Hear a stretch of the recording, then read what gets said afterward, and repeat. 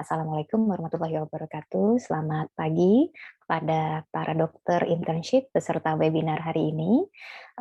Seperti yang sudah diketahui bahwa topik kita hari ini adalah update mengenai pencegahan dan tata laksana COVID-19 di layanan primer. Dan untuk hari ini kita sudah ada dua pembicara. Nanti masing-masing pembicara akan memaparkan materinya lalu diakhiri dengan diskusi. Baik, untuk kesempatan pertama, saya akan mempersilahkan pada guru kita, Profesor Dr. Samsuri Jauzi, spesialis penyakit dalam konsultan alergi imunologi. Beliau akan menyampaikan mengenai penyuluhan, pencegahan, dan vaksinasi COVID-19. Prof. Samsu adalah guru besar dari Departemen Ilmu Penyakit Dalam Fakultas Kedokteran Universitas Indonesia. Beliau juga adalah Ketua dari Satgas Imunisasi Dewasa Perhimpunan Dokter Spesialis Penyakit Dalam. Saya persilahkan kepada Prof. Samsu untuk menyampaikan materinya. Waktu 20 menit, Prof. Assalamualaikum. Assalamualaikum warahmatullahi wabarakatuh. Waalaikumsalam. Bisa jelas suaranya? Agak bergema, Prof. Sekarang jelas nggak? Jelas, Prof.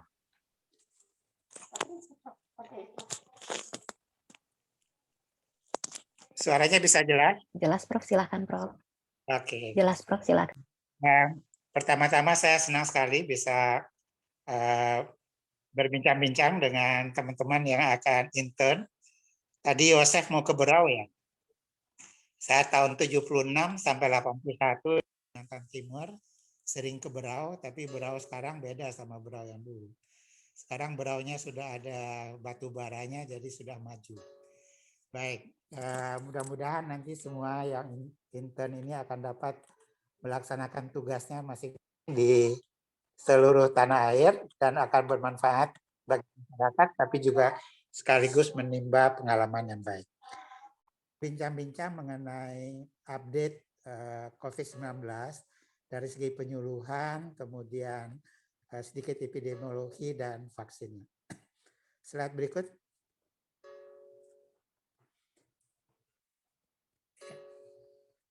Ya, jadi apa yang sudah kita ketahui? Lapor mengenai COVID-19 ini pertama kali Desember 2019. Jadi sudah setahun yang lebih. Kita ketahui penyebabnya adalah virus corona, SARS-CoV-2, penularan melalui udara sebagian besar, juga bisa melalui permukaan. Dan kalau terinfeksi, 80% biasanya akan sakit ringan, terutama pada yang kekebalan tubuhnya baik. 20% akan sakit berat, bahkan 5% mungkin harus masuk ICU, perlu ventilator. Dan tingkat kematian sekitar 2-3%. Jadi sampai kemarin kita di Indonesia ini yang terinfeksi confirm 1.300.000-an dan yang meninggal dunia itu adalah 35.000.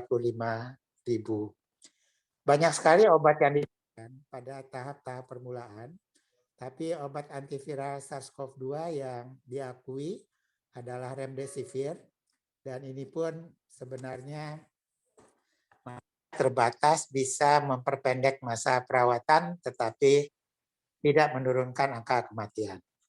Lalu obat-obat yang lain adalah untuk komplikasi, mungkin antibiotika, dan sudah tentu yang paling penting adalah menjaga bagaimana oksigen bisa masuk ke dalam paru-paru. Dan sekarang juga sudah ada vaksin. Slide berikut.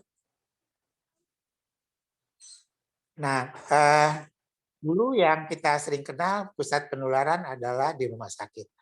Tapi sekarang juga bisa di pasar, di kantor, rumah tangga. Ini rumah tangga bukan hanya anggota keluarga saja. Di rumah tangga kita ada asisten rumah tangga, ada pak supir, kadang-kadang juga mungkin ada tukang kebun dan sebagainya. Dan karena dia satu rumah dengan kita juga berpotensi untuk menularkan. Kemudian di transportasi, dan yang sering juga adalah kalau kita makan bersama-sama di restoran atau kantin dan kita membuka masker kita. Padahal jaraknya masih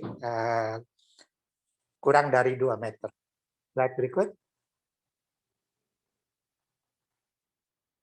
Nah, ini yang barangkali perlu perhatian kita semua. Jadi kalau kebijakan dari pemerintah pusat maupun pemerintah daerah itu sudah jelas bahwa kita ada 5M, ada 3T. Tapi pelaksanaan protokol kesehatan inilah yang barangkali dokter-dokter perlu perhatikan, bahwa di lapangan hendaknya bisa dilaksanakan dengan baik. Jadi kita bisa mengajak siswa SMU, mahasiswa, remaja, pramuka, karang taruna untuk mengajarkan, menyuluh bagaimana memakai masker, menjaga jarak dan mencuci tangan, serta juga mengawasinya. Sehingga masyarakat bukan hanya takut sama Pak Satpol, tapi dia juga akan senang kalau para remaja ini punya perhatian terhadap dia. Yang paling penting merubah sikap. Bagaimana dari sikap takut pada petugas keamanan menjadi sikap yang tidak ingin terinfeksi, menjaga diri, menjaga keluarga dan teman-teman. Yang paling sering terjadi adalah banyak orang membuka masker pada waktu dia makan dan minum.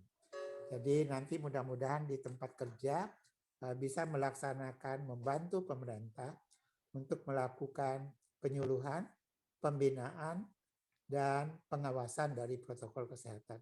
Slide berikut. Nah, di antara jaga jarak, masker, dan cuci tangan, sebenarnya yang paling penting jaga jarak. Kalau kita tidak ketemu orang, karena setiap orang yang kita ketemu kita harus asumsi dia ada COVID-19 di saluran nafasnya, maka kalau kita selalu menjaga jarak, kesempatan kita untuk terinfeksi itu hampir tidak ada. Kalau masker, kalau 2 orang pakai masker, 1 orang terinfeksi, masih ada risiko yang tidak terinfeksi untuk terinfeksi, meskipun di bawah 25%.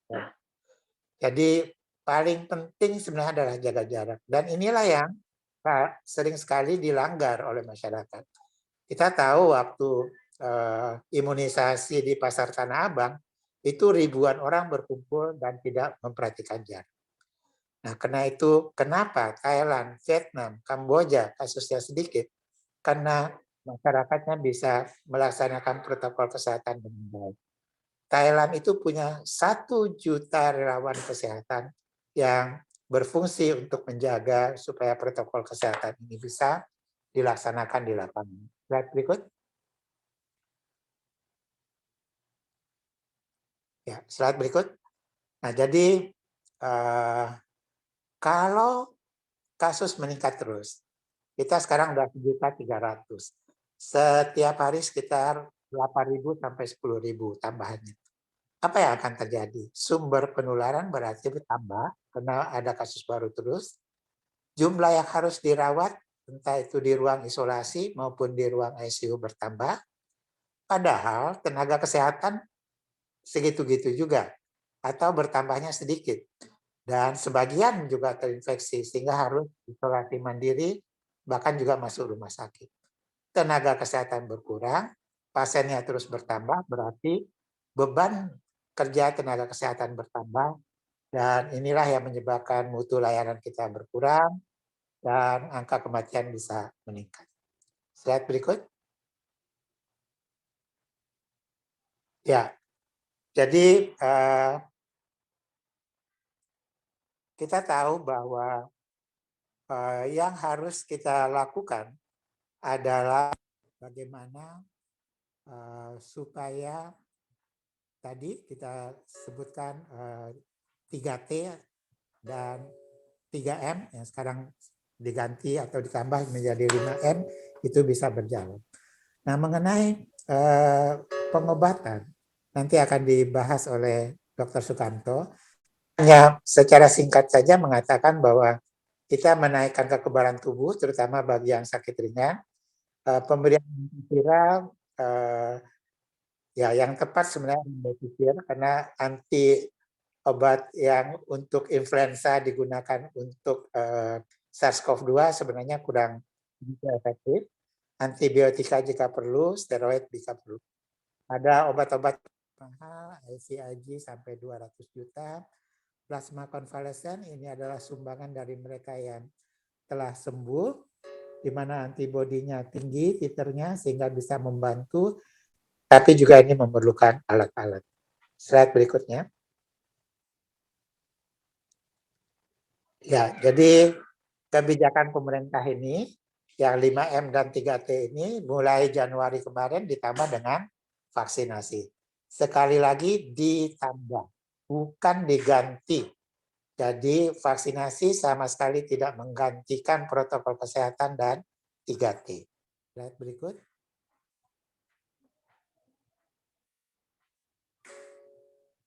Ya, sebelum saya pindah ke vaksin, saya mohon teman-teman dokter untuk mencari buku panduan mengenai isolasi mandiri.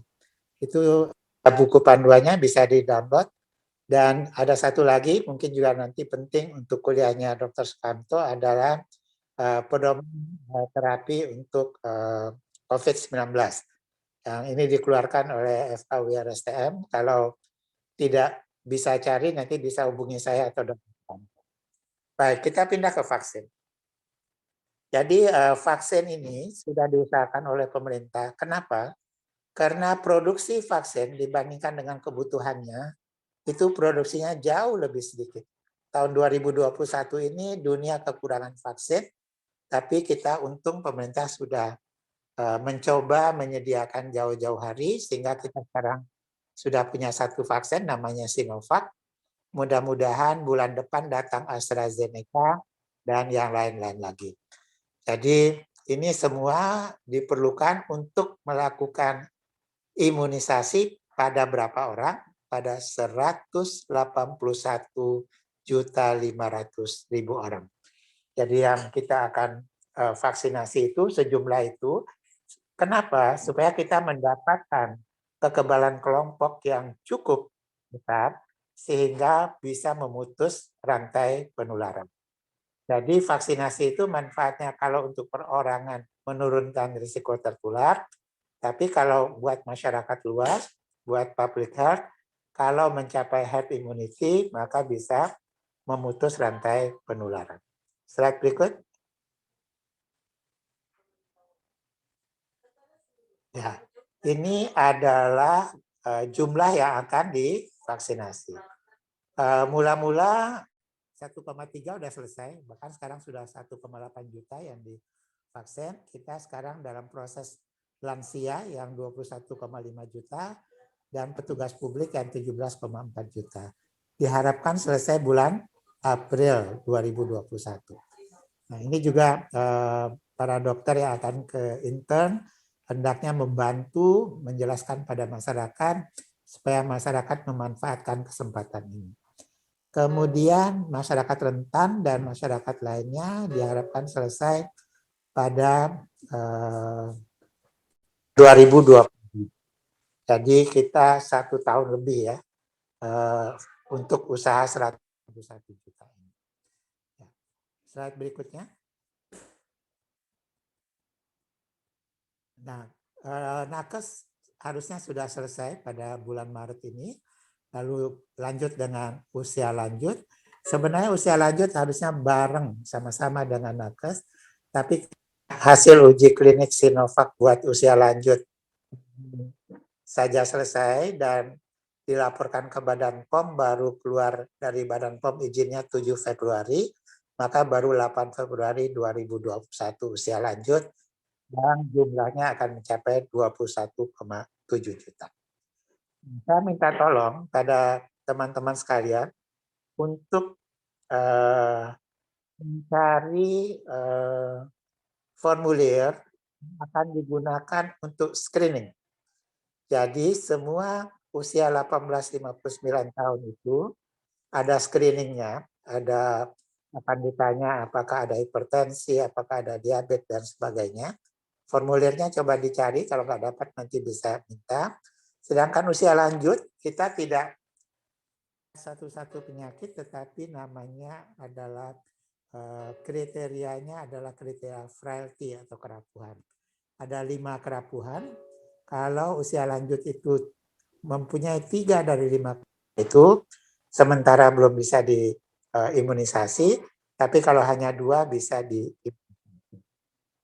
Dan kerapuhan itu sederhana sekali seperti apakah bisa jalan 200 meter, apakah bisa naik tangga 10, apakah bisa pegang gelas dengan cukup keras sehingga tidak jatuh, apakah berat badannya tidak menurun lebih dari 5 kilo dalam 1 tahun terakhir. Nanti tolong dicari sumber-sumber itu untuk disimpan karena bahan itu penting sekali. Slide berikut. Nah, cakupan tadi 181,5 juta, tapi yang tidak layak atau mendapat suntikan pertama karena misalnya dia ada flu, suhunya 38 derajat, itu bisa ikut berikutnya asalkan dia sudah katakanlah 1 atau 2 minggu kemudian dia bisa ikut. Sehingga target 181,5 juta itu bisa dihasilkan. Nah, sebenarnya kalau kita bicara kontraindikasi termasuk COVID-19, kontraindikasi praktisnya hanya satu, yaitu alergi berat, terutama anafilaksis terhadap vaksin atau komponen vaksin.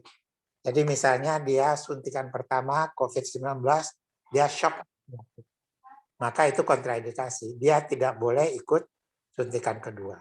Tapi kalau dia hanya alergi terhadap telur, atau dia alergi terhadap debu rumah, bersin-bersin, itu dia boleh disuntik. Tapi dengan hati-hati. Slide berikut. Nah, vaksin yang ada, ini juga tolong dicari sumbernya. Kita punya namanya CoronaVac, pabriknya Sinovac, itu kerjasama antara Sinovac dengan Bio Farma, bisa digunakan 18-59 tahun dan di atas umur 60 tahun. Pfizer dan Moderna yang platformnya adalah messenger RNA juga bisa 18-55 tahun dan di atas 55 tahun. AstraZeneca yang platformnya adalah melalui vektor viral itu 1855 dan di atas 5. Dan Novavax ini satu protein subunit 1859 dan di atas 60. Nanti akan ada satu lagi namanya Sinovac yang akan digunakan untuk untuk vaksin gotong royong. Vaksin gotong royong itu artinya dibeli oleh perusahaan. Nah, masing-masing ini mempunyai keunggulan dan kelemahan masing-masing. Slide berikut. Jadi kalau sudah ada giliran vaksinasi, apa yang harus saya lakukan? Nah, lihat formulirnya, kalau baik langsung pada umumnya ya, yang muda-muda semua baik, ikutlah vaksinasi. Jangan ditunda-tunda karena dengan menunda ada kesempatan untuk tertular. Kalau mempunyai penyakit penyerta, nanti akan dilihat oleh dokternya apakah boleh atau tidak, dan kita sudah menyuntik lebih dari 1,5 juta orang, kita sudah tahu keamanan vaksin ini, maka kriterianya menjadi sangat lunak. Kalau yang pertama itu tensi 140/90, batas untuk vaksinasi sekarang 180/110 dan seterusnya. Ibu menyusui tidak boleh, sekarang ibu menyusui boleh. Karena kita sudah tahu keamanannya. Ya, slide berikut. Nah, ada yang menunggu, saya mau Moderna saja, saya mau Pfizer saja. Yang harus diketahui setiap vaksin itu mempunyai keunggulan, betul. Pfizer efektivitas lebih dari 90%, sedangkan Sinovac 65,3%. Tapi Pfizer itu risiko untuk anafilaksis itu tinggi sekali, 1/100.000. Jauh lebih tinggi daripada Sinovac. Dan Pfizer juga harus disimpan di freezer -70. Sedangkan Sinovac cukup di lemari pendingin biasa 2-8 derajat. Jadi karena itulah setiap vaksin ini akan bermanfaat pada situasi dan keadaan tertentu. Dan Kementerian Kesehatan akan mengarahkan penggunaan vaksin ini. Sehingga nggak perlulah kita pilih-pilih mesti nunggu Pfizer dulu atau apa yang sudah ada dan indikasinya cocok buat kita, kita bisa menjalaninya. Slide berikut. Kapan imunisasi memberi perlindungan? Ini penting karena belum lama masuk di Blitar ada seorang tenaga kesehatan, dia sebenarnya sudah masa inkubasi untuk COVID, kemudian dia suntik, kemudian 3 hari kemudian dia demam, kemudian dia positif COVID. Orang-orang lalu menyimpulkan habis diimunisasi kok kena COVID. Ya, nggak mungkin. Karena vaksin CoronaVac ini adalah vaksin yang dimatikan. Jadi dia nggak akan mungkin menimbulkan COVID-19. Jadi ternyata antibodi yang timbul pada suntikan CoronaVac ini, titernya tertinggi itu adalah setelah 14 hari suntikan kedua. Kapan suntikan kedua? Suntikan kedua adalah 14 hari setelah suntikan pertama. Jadi berarti 28 hari setelah suntikan pertama, titernya baru tinggi cukup untuk memberi perlindungan. Kalau di bawah itu, kalau dia terinfeksi masih bisa kena infeksi. Dan ini juga memberi kesan atau pesan, jangan hanya ikut 1 kali suntikan. Karena kalau hanya 1 kali suntikan kedua tidak dilakukan, titer antibodinya masih rendah, belum memberi perlindungan. Slide berikutnya. Nah, jadi pada manula, ya tadi saya minta tolong mencari kriteria frailty atau kerapuhan yang 5 itu. Ya. Dan ada yang penting juga diingat kalau 18-59 tahun, jarak suntikan kedua adalah 14 hari, sedangkan pada manula mungkin lebih lambat pembentukan antibodinya, sehingga jarak suntikan keduanya adalah 28 hari. Slide berikut. Ya, kapan selesai imunisasi? Rencananya 2022, tapi pemerintah inginnya kalau bisa Desember 2021 selesai. Ya, kita lihat saja mudah-mudahan, karena lebih cepat lebih baik. Apa pengalaman Amerika yang sudah menyuntik hampir 40 juta penduduknya, begitu juga India, Inggris, khusus untuk New York, itu setelah berhasil disuntik warganya itu turun kasus barunya 21%. Karena itulah Jakarta, Bekasi, Bogor, Depok, dan Tangerang sekarang gubernurnya sedang berunding untuk bisa melakukan imunisasi yang cepat di Jakarta, Bekasi, Bogor, Depok, dan Tangerang. Karena 40% uang beredar itu ada di daerah ini. Sehingga kalau ini berhasil cepat dilakukan imunisasi, mudah-mudahan terus menurun dan ekonomi bisa bangkit di daerah ini. Tapi ini sedang berjalan, belum dilaksanakan. Slide berikut.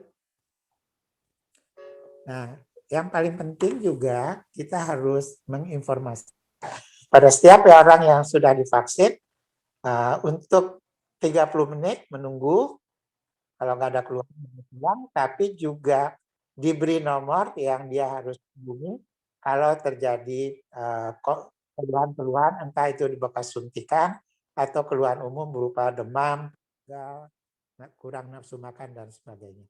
Ini yang kita sebut sebagai kejadian ikutan pasca imunisasi. Slide berikut. Nah, yang bertanya apa itu vaksin merah putih? Vaksin merah putih dulu ya. Vaksin merah putih adalah vaksin yang direncanakan oleh pemerintah yang akan dibuat oleh Indonesia sendiri. Berbagai universitas membuat namanya seed-nya, jadi bahan yang akan itu. Kemudian nanti dicobakan di binatang. Setelah itu dicobakan uji klinis tahap 1, tahap 2, tahap 3. Kemudian diproduksi di Indonesia.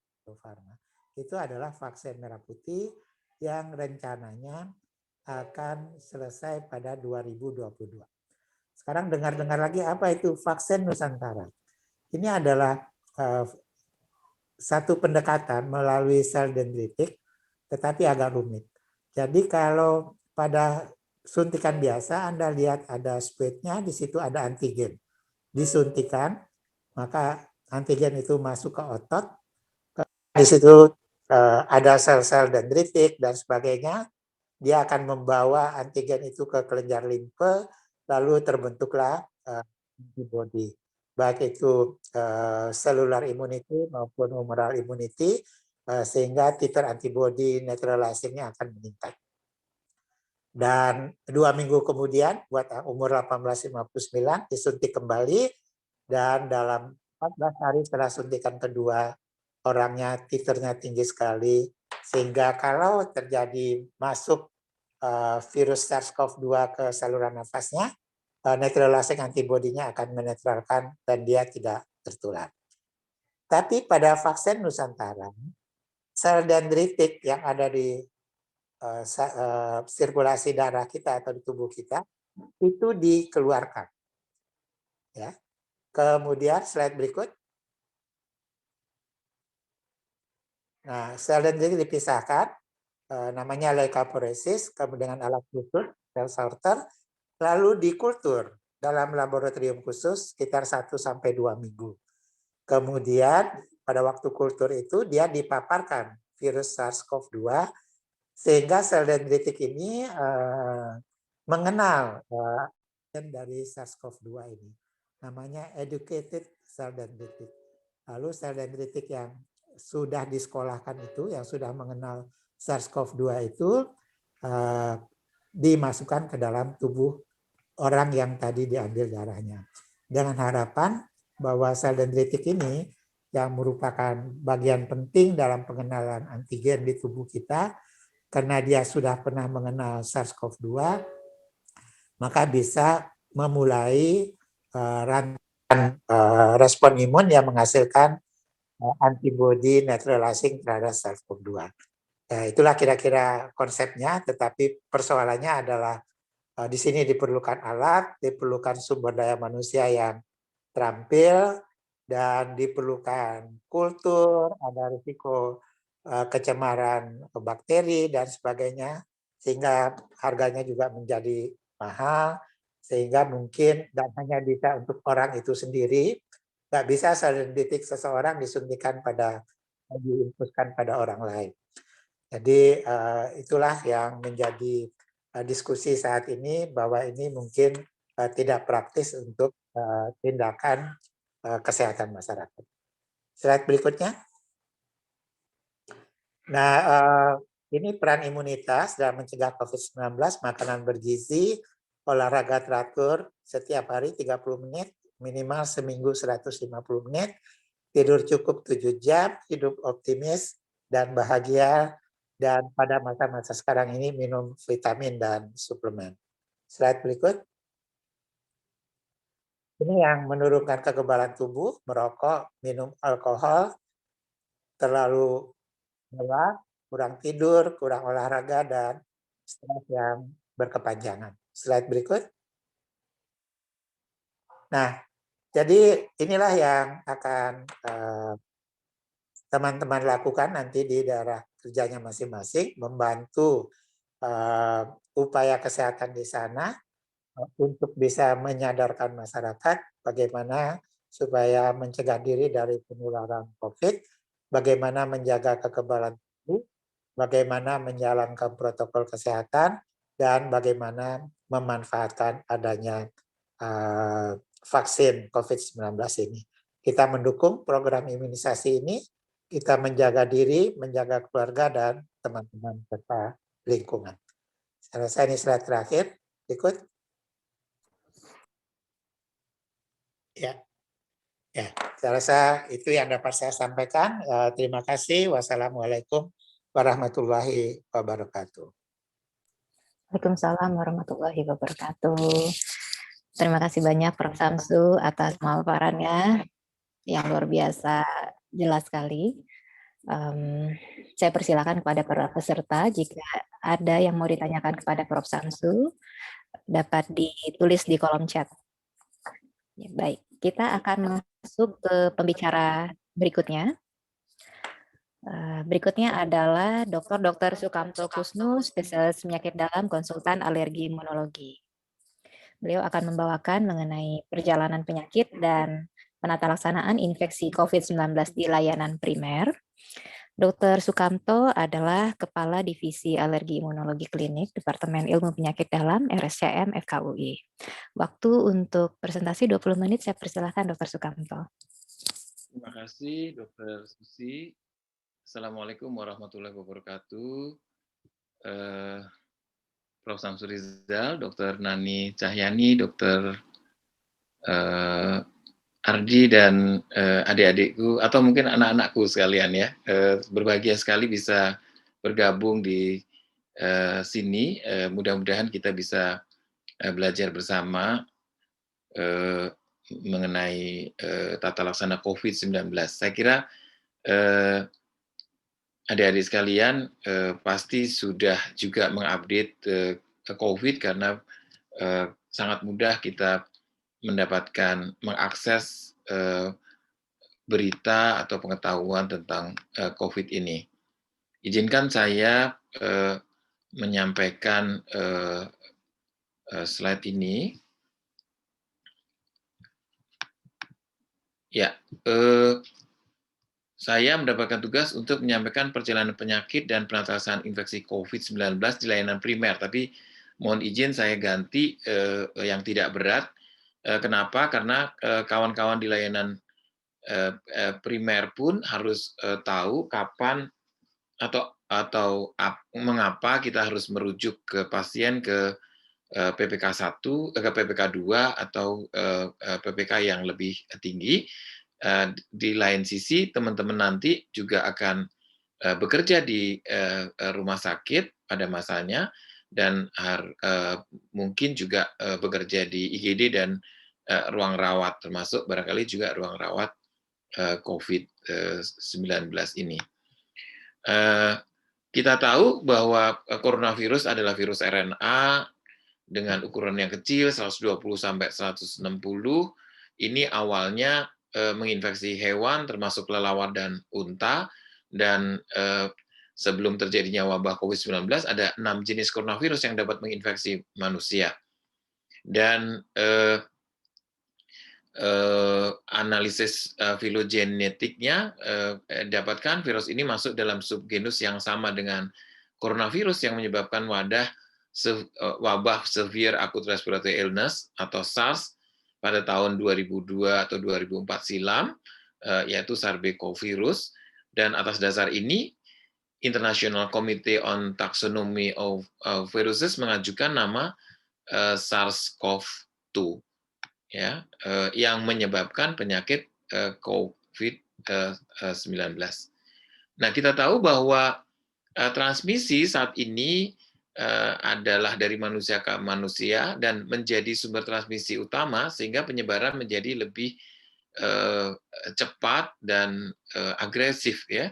Transmisi SARS-CoV-2 ini dari pasien atau orang-orang yang simptomatik terjadi melalui droplet yang keluar saat batuk atau bersin. Tapi kita juga tahu ternyata ada juga orang-orang yang asimptomatik yang justru lebih berbahaya karena tidak diketahui bahwa yang bersangkutan juga membawa virus ini. Nah, selain itu ternyata setelah diteliti SARS-CoV-2 ini dapat viable pada aerosol selama setidaknya 6 jam, ada juga yang mengatakan sampai 6 jam, dan WHO memperkirakan reproduktif number-nya itu hingga sampai 2,5. Bahkan ada juga yang mengatakan 3 sampai 28. Jadi droplet ini relatif berat, tidak bergerak jauh dan cepat terbenam ke tanah, dan orang yang dapat tertular COVID-19 jika mereka menghirup percikan dari orang yang terinfeksi virus itu sendiri. Saya kira ini pengetahuan yang sudah sangat jamak diketahui, ya, tetapi mengingatkan bahwa ini bisa ada di gagang di meja, gagang pintu, pegangan tangan, di handphone kita, dan dapat terinfeksi bila kita menyentuh benda atau permukaan tersebut, kemudian menyentuh mata, hidung, atau mulut kita. Dan ini beberapa pengetahuan tentang permukaan yang ternyata bisa ada virus ya dengan persistensi tertentu ya pada temperatur tertentu. Misalnya besi ya. Besi pada temperatur 20 derajat Celcius itu persistensinya bisa sampai 48 jam. Ya, pada sarung tangan bedah atau latex itu pada suhu 21 derajat Celcius misalnya, itu persistensinya kurang dari atau bisa sampai kurang dari 8 jam. Jadi bisa sampai 7 jam gitu ya. Itu yang dimaksud ya. Demikian juga keramik ya, itu bisa sampai 5 hari pada suhu 21 derajat Celcius. Nah, kalau kita lihat ilustrasinya, transmisi via airborne atau udara adalah seperti ini, sehingga kita tahu bahwa sangat berisiko tinggi apabila kita berada pada ruangan kondisi yang padat, tertutup, dan ventilasi yang buruk. Nah, sedikit tentang positive rate ya. Positive rate itu apa? Positivity rate itu didefinisikan sebagai rasio uji rapid test PCR yang positif COVID-19 sebagai pembilangnya, termasuk tes diagnostik dan tes screening saat dianalisis di laboratorium, dibagi dengan jumlah tes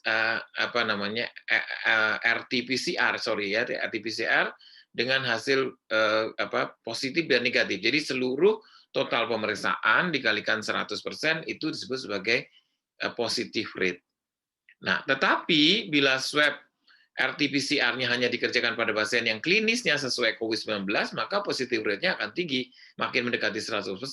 Tetapi bila swab PCR ini dikerjakan pada seluruh masyarakat, baik yang sakit atau tidak, positive rate akan makin rendah.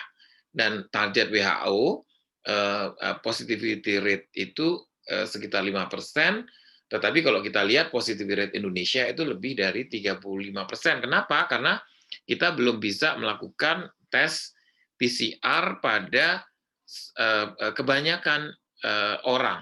Yang kita swab biasanya orang yang bergejala atau barangkali juga kontak erat. Nah, ini sedikit tentang mekanisme infeksi COVID-19, di mana virus SARS-CoV-2 masuk ke saluran nafas atas, bereplikasi di sel epitel saluran nafas, kemudian menyebar ke saluran nafas bawah, dan seterusnya. Ya.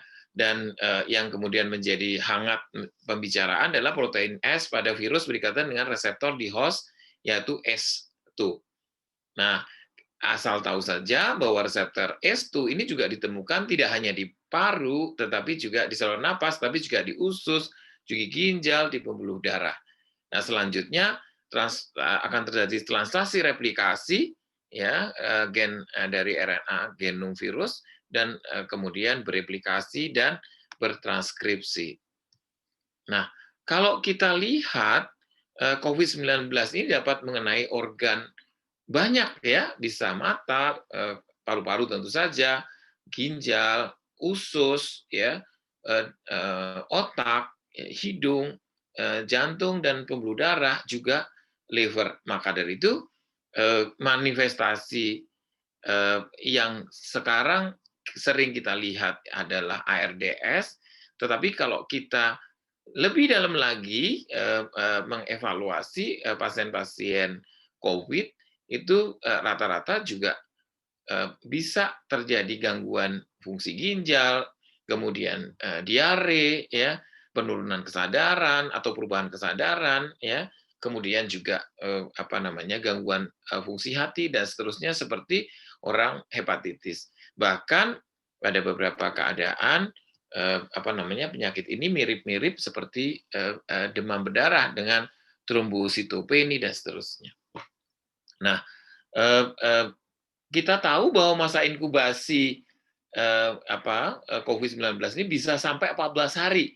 Tetapi nanti kita lihat betapa pentingnya kita mengetahui onset ya pada orang yang bergejala, karena nanti kita bisa memperkirakan kira-kira apakah pasien-pasien yang terjangkit COVID atau terinfeksi SARS-CoV-2 yang sakit COVID-19 ini sudah melewati masa-masa yang aman atau belum, ya. Nah, berawal dari area transmisi lokal atau riwayat kontak, ya, kemudian juga gejalanya pilek, batuk, bisa kering, ya, sesak nafas, demam, sakit perut atau diare, gangguan jantung, gangguan pernafasan. Beberapa pasien masuk dengan serangan jantung, tetapi ternyata setelah diinvestigasi lebih lanjut, yang bersangkutan ternyata terinfeksi COVID-19. Sakit perut, diare ini juga cukup banyak. Dulu riwayat bepergian ini menjadi sangat penting, tetapi ketika wilayah kita itu menjadi zona merah atau kuning, saya kira tidak harus bepergian, cukup dengan kontak orang-orang yang dicurigai saja itu sudah menjadi salah satu kriteria kita memperkirakan bahwa yang bersangkutan mungkin akan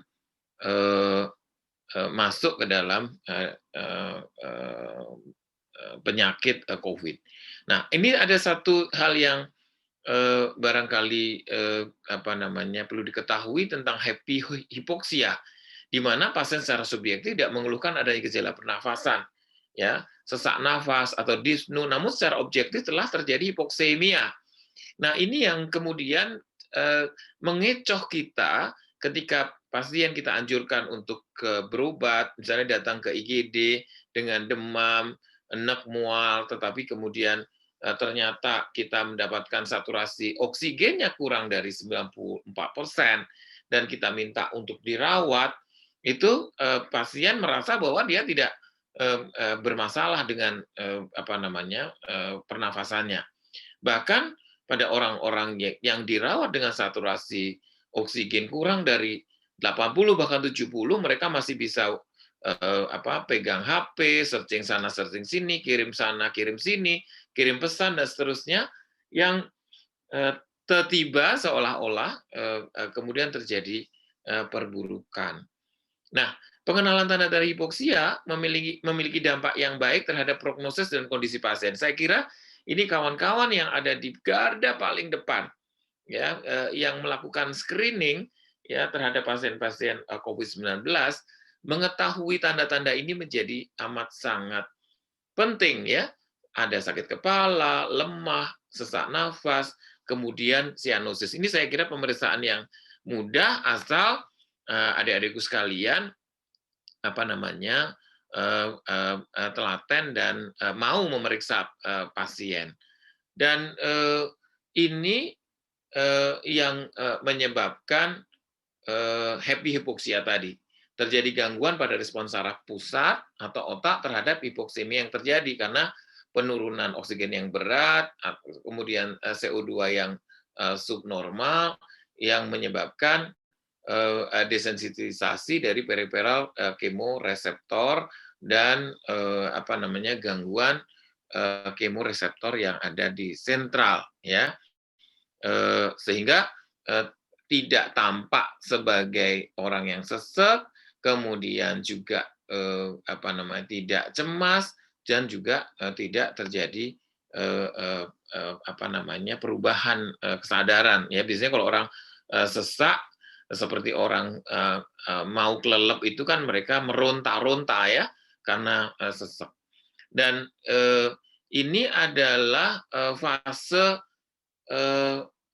sitokin, ya, atau fase inflamasi yang ada. Jadi biasanya kita membagi menjadi dua fase sitokin atau sitokin. Fase 1 adalah saat corona berikatan dengan reseptor ACE2 di early state, ya, kemudian dan terinfiltrasi ke sel. Ini akan terjadi kerusakan dan apoptosis sel, kemudian timbul sel nekrotik. Nah, kemudian akan kalau tadi sebabnya adalah karena si virus berikatan dengan ACE2, fase 2 itu saat organ berupaya mereduksi jaringan yang nekrotik yang disebabkan karena ikatan antara corona dan reseptor ACE2. Oleh karena itu, terjadi 2 fase sitokin di alveolus, dan ini yang disebut sebagai cytokine storm atau badai sitokin. Nah, dikatakan ada beberapa zat-zat tertentu yang bisa menghambat atau mengurangi, tetapi tentu saja itu semua masih dalam ranah penelitian. Nah, ini 3 kondisi yang berpotensi menentukan perburukan pada COVID-19. Viral load, afinitas reseptor sel terhadap virus, kemudian juga kuantitas pelepasan sitokin, kemudian reseptor inflamasi di sel. Jadi TNF alpha reseptor proinflamatori, interleukin 6 dan seterusnya.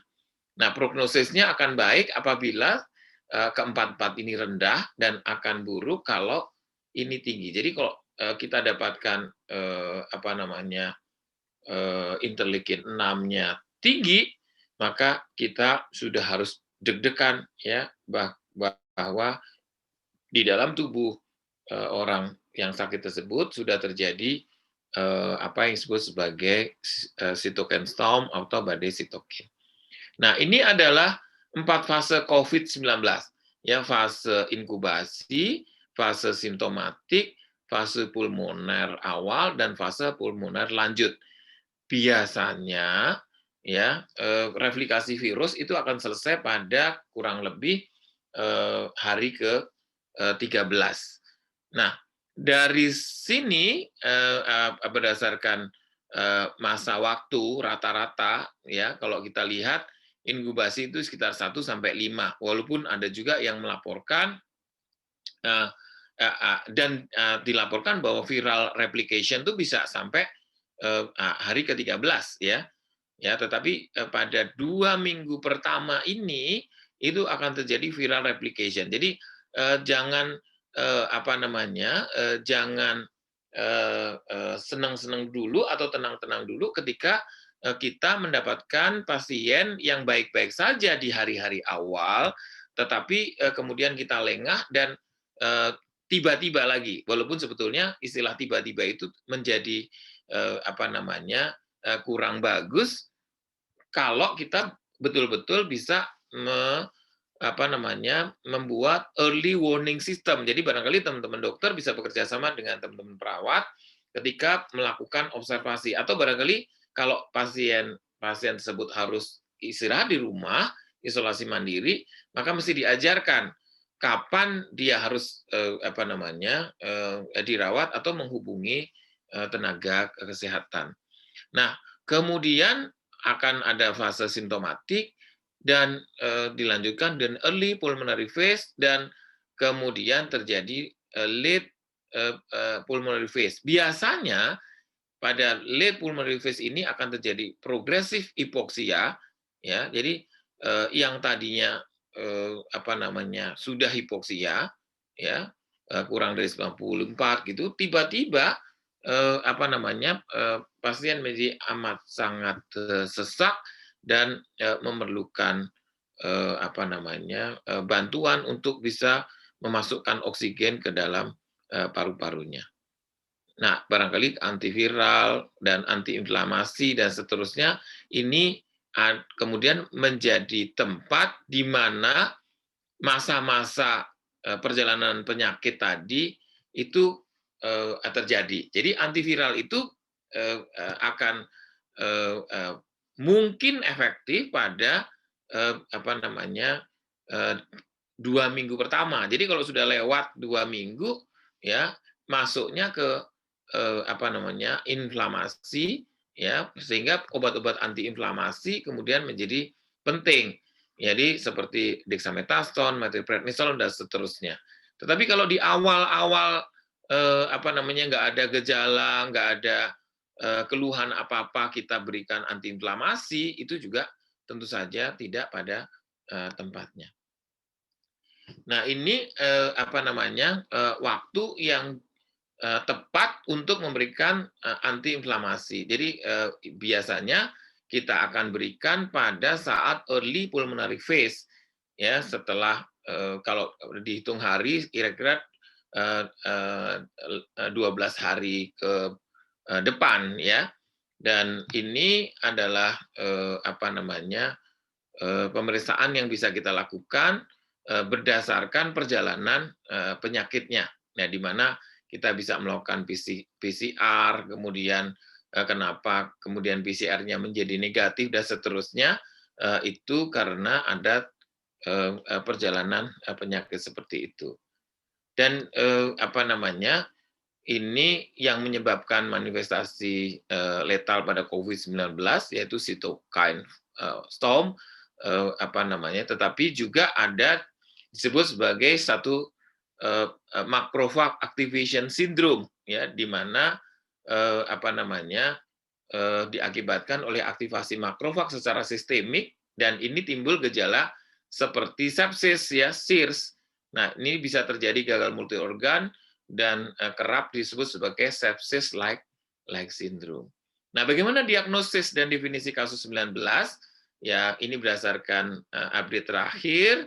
Kriteria klinis adalah demam akut lebih dari 38 derajat Celcius, riwayat demam dan batuk, atau 3 atau lebih gejala tanda akut, demam, batuk, kelelahan, sakit kepala, mialgia, nyeri tenggorokan, pilek, hidung tersumbat, sesak, anoreksia, atau mual atau muntah, diare, penurunan sadaran. Kalau teman-teman nanti memerlukan, saya punya formulirnya yang bisa dipakai di IGD untuk di gawat darurat untuk bisa memilah secara cepat berdasarkan tabel-tabel yang kita buat. Jadi dari awal kita tinggal mengisi checklistnya, dan kemudian kita bisa memasukkan ini, kemudian diagnosisnya akan menjadi suspek, probable, atau juga menjadi kasus konfirmatif, yang simptomatik maupun yang asimptomatik. Ini saya kira kriteria sudah sangat jelas, ya, termasuk kontak erat dan sebagainya. Ini teman-teman atau adik-adik bisa belajar dari buku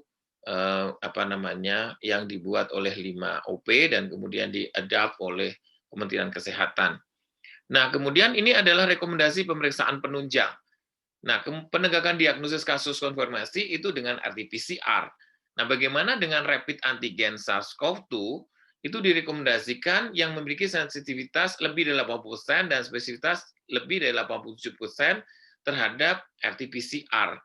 Ya, ini sudah ditentukan oleh pemerintah, jadi kita tinggal memilih saja, tetapi barangkali juga nanti kenyataan di lapangan, kita tidak boleh juga tenang-tenang ketika kita dapatkan rapid antigen SARS-CoV-2 pada pasien yang dicurigai secara klinis, ya, karena kita dokter, maka kemudian kita lengah dan menganggap pasien tersebut tidak lagi menjadi penular, ya.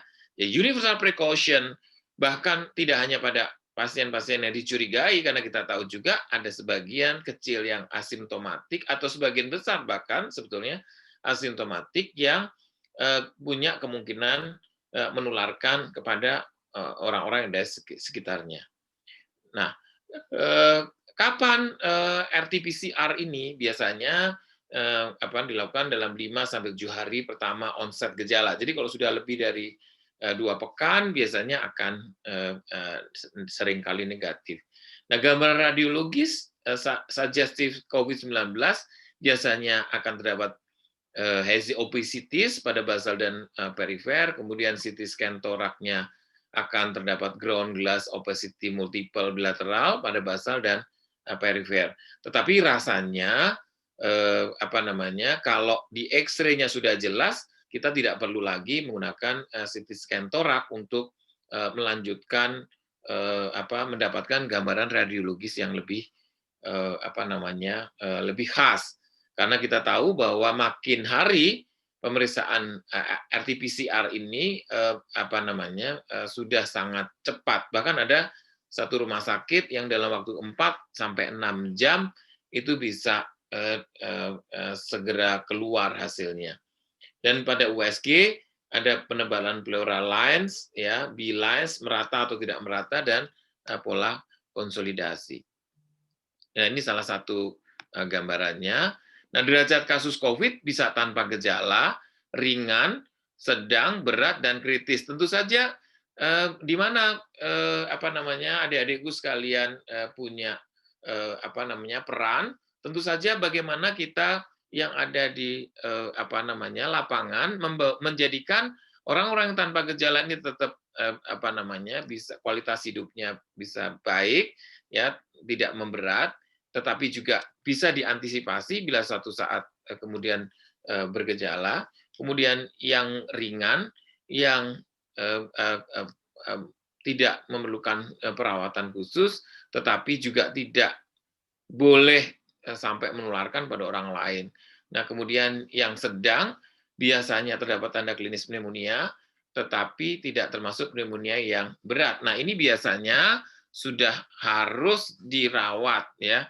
Nah, ini seringkali kalau di lapangan, pengalaman saya di masyarakat, ketika orang dinyatakan suspek atau probable dan harus dirawat, itu biasanya mereka seringkali menolak untuk dirawat, ya, karena harus sendirian, gitu, kemudian tidak bisa dijenguk, dan nah ini yang saya kira harus di follow up apabila pasien-pasien tersebut tidak mau dirawat.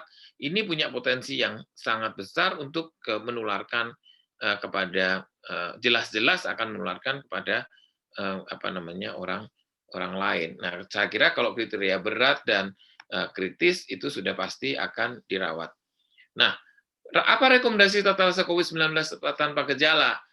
Tentu saja isolasi mandiri, kemudian dan yang dianjurkan sebetulnya adalah fasilitas isolasi selama 10 hari. Nah, dianjurkan tetap konsumsi pengobatan rutin penyakit penyerta atau komorbid, jadi yang hipertensi tetap rutin menggunakan ACE inhibitor dan ARB, kemudian berkonsultasi kepada dokter penyakit dalam atau spesialis jantung, kemudian vitamin C, vitamin D, obat dengan sifat antioksidan, misalnya N-asetilsistein, tetapi jangan diberikan obat-obat yang bersifat imunostimulator, ya. Sekali lagi, jangan diberikan obat-obat yang bersifat imunostimulator karena mungkin akan memacu suatu reaksi imunologi yang tidak diinginkan. Nah, kemudian kalau gejala ringan apa rekomendasinya? Rekomendasinya adalah isolasi mandiri di fasilitas isolasi selama 10 hari plus 3 hari tanpa gejala. Jadi kalau sudah tanpa gejala 3 hari, ya bisa pulang untuk melanjutkan perawatan di rumah. Vitamin C, vitamin D, kemudian juga disarankan untuk pemberian azitromisin sebagai sebetulnya ini lebih kepada antiinflamasi, ya, dan antivirus, oseltamivir atau ravipiravir loading dose, ya, 2 kali 1.600 mg hari pertama, kemudian 2 kali 600 mg hari kedua sampai hari ke-5.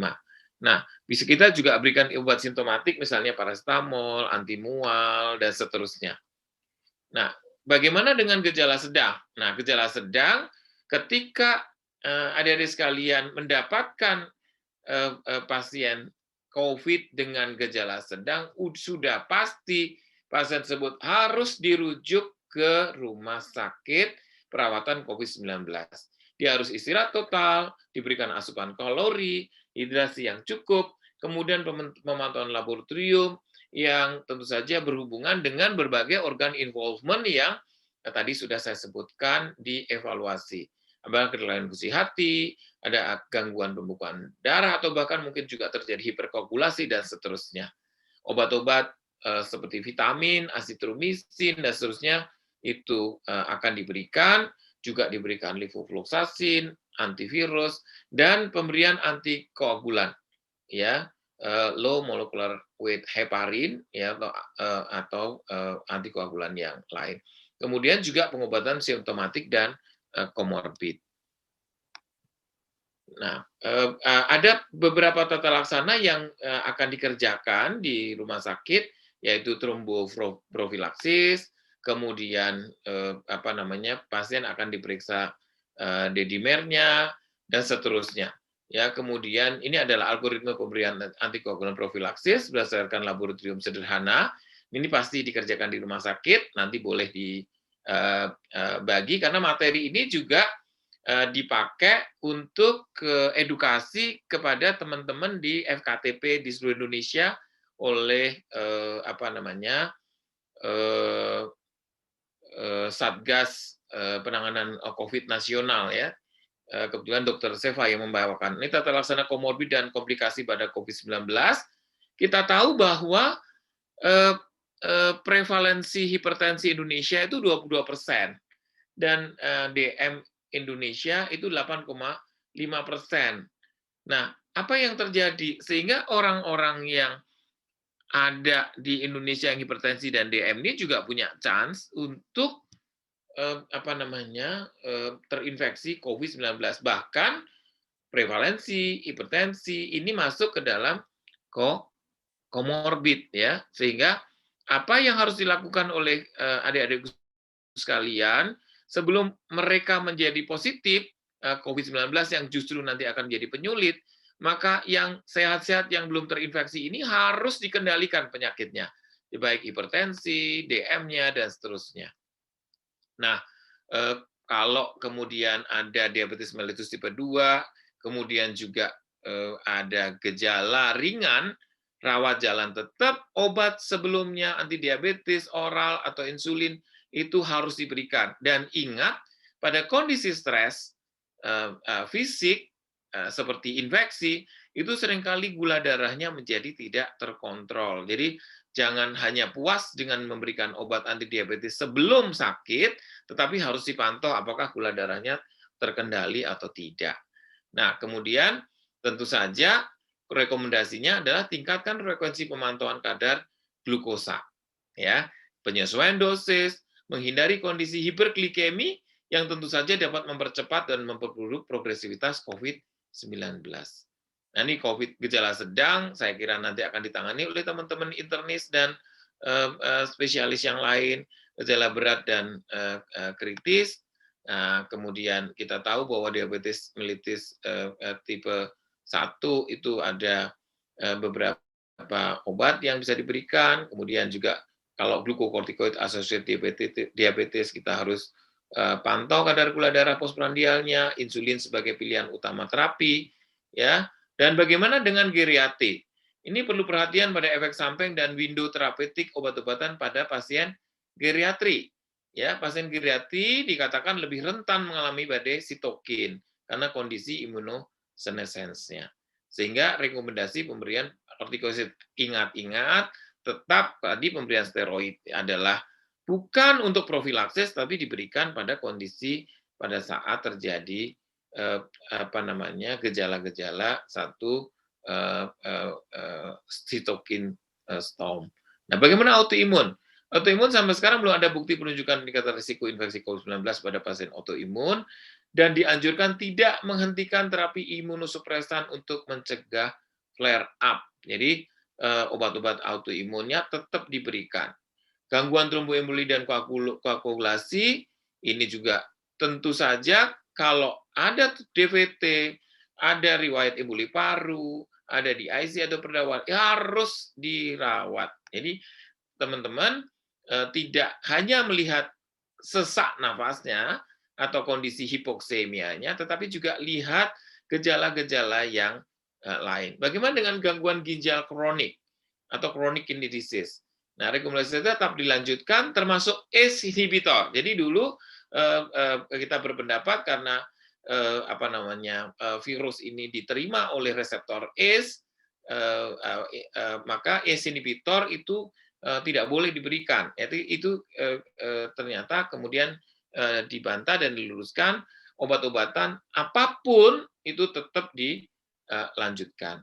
Nah, kalau ini yang kemudian kita menjadi tahu di layanan, karena teman-teman pasti nanti akan ditanya nih, di mana HD pada orang yang terkonfirmasi dan seterusnya. Nah, demikian juga untuk pasien dengan CAPD dan COVID-19. Nah, ini rekomendasi terapi COVID-19 dengan CKD, kemudian bagaimana dengan gangguan gastrointestinal, harus dibayangkan oleh adik-adik sekalian kalau terjadi misalnya diare, nyeri ulu hati, sakit perut kanan atas, mungkin ada keterlibatan hati di sana, ya. Kalau sebelumnya ada riwayat hepatitis kronik, misalnya hepatitis B, hepatitis C, mungkin akan terjadi perburukan. Jadi kalau pasien-pasien hepatitis B kemudian menjadi ensefalopati, hepatikum, dan seterusnya, ingat-ingat, disertai demam, jangan-jangan terinfeksi COVID-19.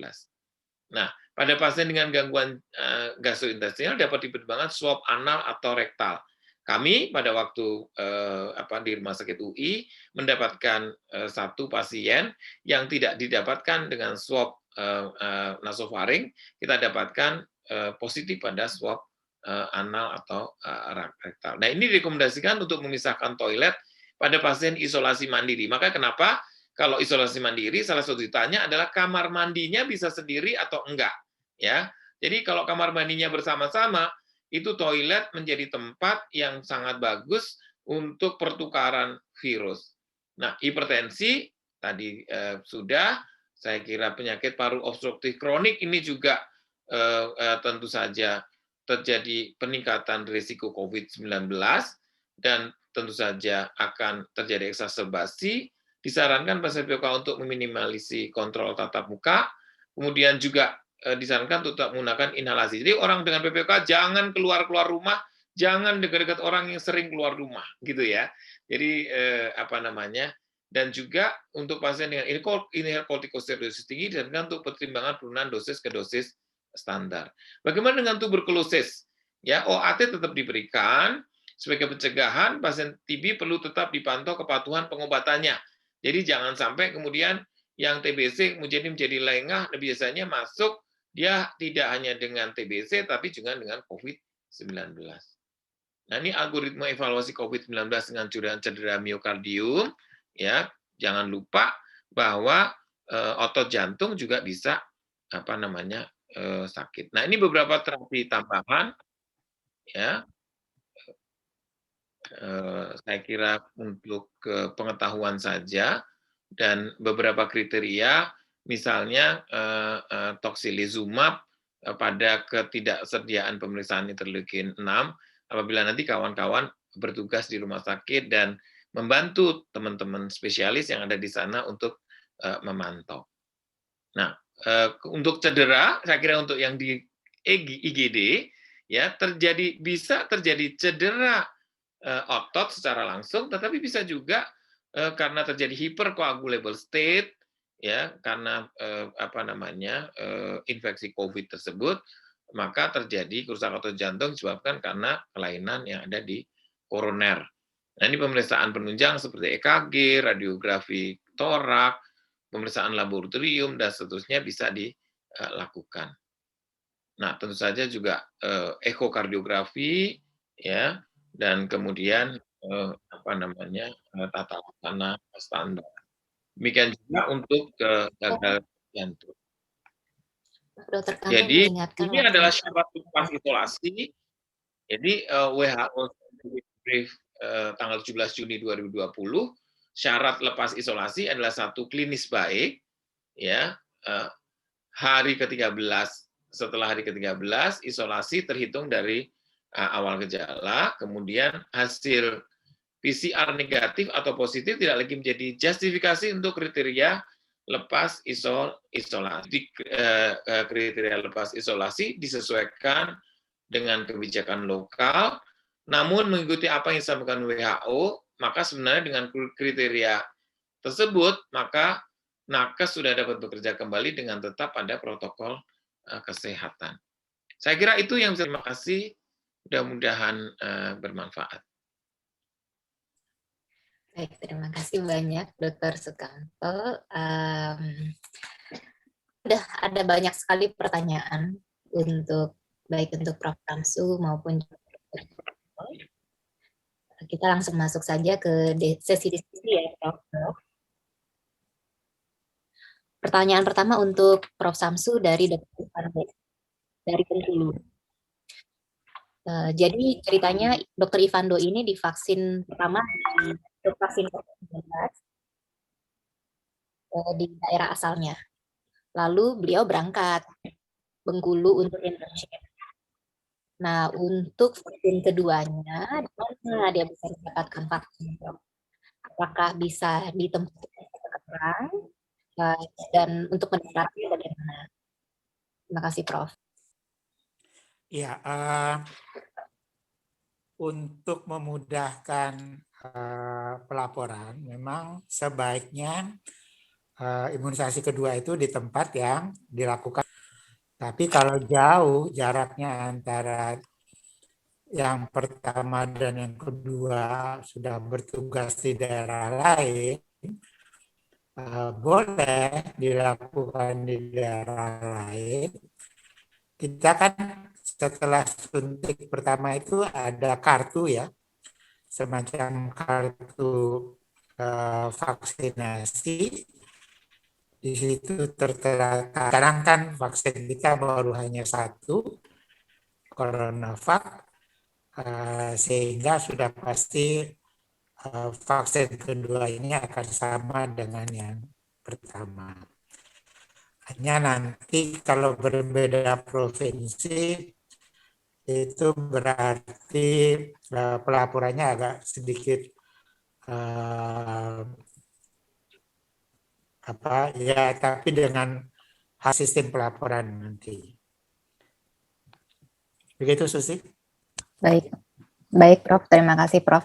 Andaikan nanti untuk pendaftaran dosis keduanya beliau terlambat, berapa lama yang ditoleransinya dibolehkan untuk terlambatnya vaksin dosis kedua? Ya, kita beruntung karena kita melakukan uji klinik sendiri di Indonesia, di Bandung, sehingga angka-angka imunogenisitas itu kita punya. Jadi kalau dari angka imunogenisitas, tadi sudah dikatakan titer tertinggi itu adalah 14 hari setelah suntikan kedua. Sedangkan setelah suntikan pertama, 14 hari kemudian itu juga sudah meningkat. Dan kita punya toleransi untuk suntikan kedua itu. Kalau boleh jangan berubah tanggalnya 14 hari pertama. Tapi karena satu dan lain hal, misalnya karena tidak bisa hadir pada suntikan kedua itu karena hal yang sangat penting, toleransinya adalah 28 hari. Jadi 14 hari setelah suntikan kedua terjadwal. Jadi 28 hari setelah suntikan pertama. Bagaimana kalau 28 hari pun nggak bisa? Ya tetap bisa disuntik, tetapi harus memahami bahwa titer antibodi yang terbentuk, katakanlah setelah lebih dari 28 hari, tidak akan setinggi kalau dilakukan pada 14 hari. Jadi kalau 28 hari lebih kurang sama dengan yang 14 hari. Tetapi saya tidak menganjurkan semua nunggu 28 hari, kecuali orang usia lanjut. Tapi saya tidak menganjurkan semua nunggu 28 hari. Baik. Ya. Selanjutnya pertanyaan untuk Dr. Kamto. Jadi dari Dr. Zulfa. Saat ini beliau ditempatkan di puskesmas di daerah zona kuning. Lalu kalau ada gejala pasien berupa demam, batuk, pilek, dan belum bisa dicurigai COVID, karena prosedur setempatnya itu sulit untuk memasukkan pasien sebagai suspek atau probable COVID. Termasuk juga untuk tes COVID di situ terbatas, hanya ada rapid antibody. Nah, lalu bagaimana tipsnya Dr. Kamto cara mengenali tanda bahaya COVID sehingga memang pemeriksaan yang dianjurkan tersebut bisa lebih terarah untuk pasien-pasien? Baik. Terima kasih, Dr. Susi. Terdengar suara saya, Dr. Susi? Terdengar, Dr. Kamto. Baik. Teman-teman, secara sederhana sebetulnya saya matikan saja video saya kembali. Jadi secara sederhana kita bisa menggunakan early warning system yang banyak dipakai oleh teman-teman perawat ya, dengan mengajarkan kepada keluarga atau kepada pasien ya, seperti misalnya suhu ya, terus tinggi, kemudian nadinya cepat ya, pernafasannya lebih dari 20 kali per menit misalnya. Ya, kemudian juga yang menjadi penting adalah beberapa gejala yang menyebabkan perburukan penyakit-penyakit komorbidnya. Jadi kalau kemudian sulit atau ada kebijakan menurunkan atau barangkali yang sering itu adalah jangan mudah meng-COVID-kan gitu ya. Jadi jangan mudah meng-COVID-kan. Jadi ada tuh kebijakan politik seperti itu yang tetapi kemudian teman-teman tetap harus memantau dan mewaspadainya gitu. Jadi tentu saja kalau kita dapatkan pasien demam dengan batuk, sudah pasti pasien tersebut kalau tidak COVID dia akan menularkan misalnya kalau flu ya flu, kalau ada infeksi bakteri ya bakterinya akan ditularkan. Maka dari itu kalau tidak ada tes, pasien-pasien dengan gejala atau dengan suspek menurut kriteria yang sudah ditetapkan oleh negara, negara yang sudah menetapkan. Ya, jadi kalau mengingkari aturan negara itu sudah melanggar aturan tuh ya. Jadi kalau kriteria masuk dan tidak ada tes, ya cukup dikomunikasikan dengan keluarga, dengan pasien apa yang harus dilakukan. Ya, kalau fasilitasnya ada, ya kemudian harus dirawat terpisah. Nah, kalau sudah kemudian disampaikan ada kewaspadaan ke arah sana, maka mesti diberitahu bahwa ada fase-fase di mana berhubungan dengan hari, jumlah hari, maka mungkin akan terjadi perburukan, gitu. Jadi itu yang kemudian harus dipantau. Nah, itu barangkali, Bu Susi. Baik, terima kasih Dokter Kamto. Jadi kita tetap berpegang pada kriteria yang sudah ditetapkan oleh Kementerian Kesehatan ya, Dokter Sukamto. Ya. Terima kasih, Dok. Selanjutnya pertanyaan untuk Prof. Samsu. Pertanyaan dari Dr. Nur Hayati. Jadi setelah mendapatkan 2 kali suntikan vaksin COVID-19, apakah di masa mendatang, misalnya setahun atau 2 tahun ke depan, perlu booster vaksin kembali, Prof? Dan saya sambung dengan pertanyaan dari Dr. Zaki, nanti untuk di masa mendatang boleh nggak vaksinnya dengan yang jenis yang lain, misalnya AstraZeneca atau Moderna? Silakan, Prof. Halo, Ya, saya masih bicara berapa lama antibodi yang terbentuk kan ya saya? Ya. Setelah suntikan kedua itu bertahan, sampai sekarang kita belum tahu. Kenapa? Karena orang yang paling lama disuntik itu baru hampir 6 bulan yang lalu, yang suntikan keduanya. Jadi pengamatan-pengamatan di luar itu pada pengamatan rata-rata 8 bulan itu sampai 5 bulan itu masih cukup tinggi. Tapi kita nggak tahu apakah setelah 9 bulan atau sampai 1 tahun, karena belum ada yang mengalami seperti itu, kita belum tahu apakah titernya masih cukup tinggi ataukah sudah rendah sehingga perlu diulang suntikannya.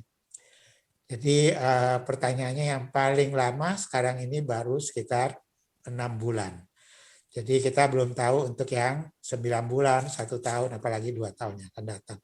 Yang bisa jawab itu adalah waktu, nggak bisa dijawab oleh siapapun. Yang kedua, kalau misalnya orang suntik dengan CoronaVac, selesai, katakanlah 1 tahun atau 2 tahun kemudian diperiksa antibodinya, atau sebenarnya bukan diperiksa perorangan, tetapi uji kliniknya yang diikuti itu ternyata 2 tahun, katakanlah CoronaVac itu turun kadarnya sehingga harus diulang. Apakah harus diulang dengan CoronaVac ataukah boleh dengan AstraZeneca? Boleh saja dengan AstraZeneca, tetapi berarti itu sudah suntikan dengan platform yang berbeda, karena AstraZeneca adalah platform yang memakai vektor, maka ulangannya suntikan kedua 3 minggu kemudian mesti AstraZeneca juga.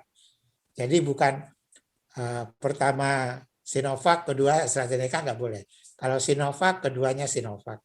Kalau sudah rendah betul, waktunya mau diulang, mau Sinovac lagi boleh, tapi tetap 2 kalinya Sinovac.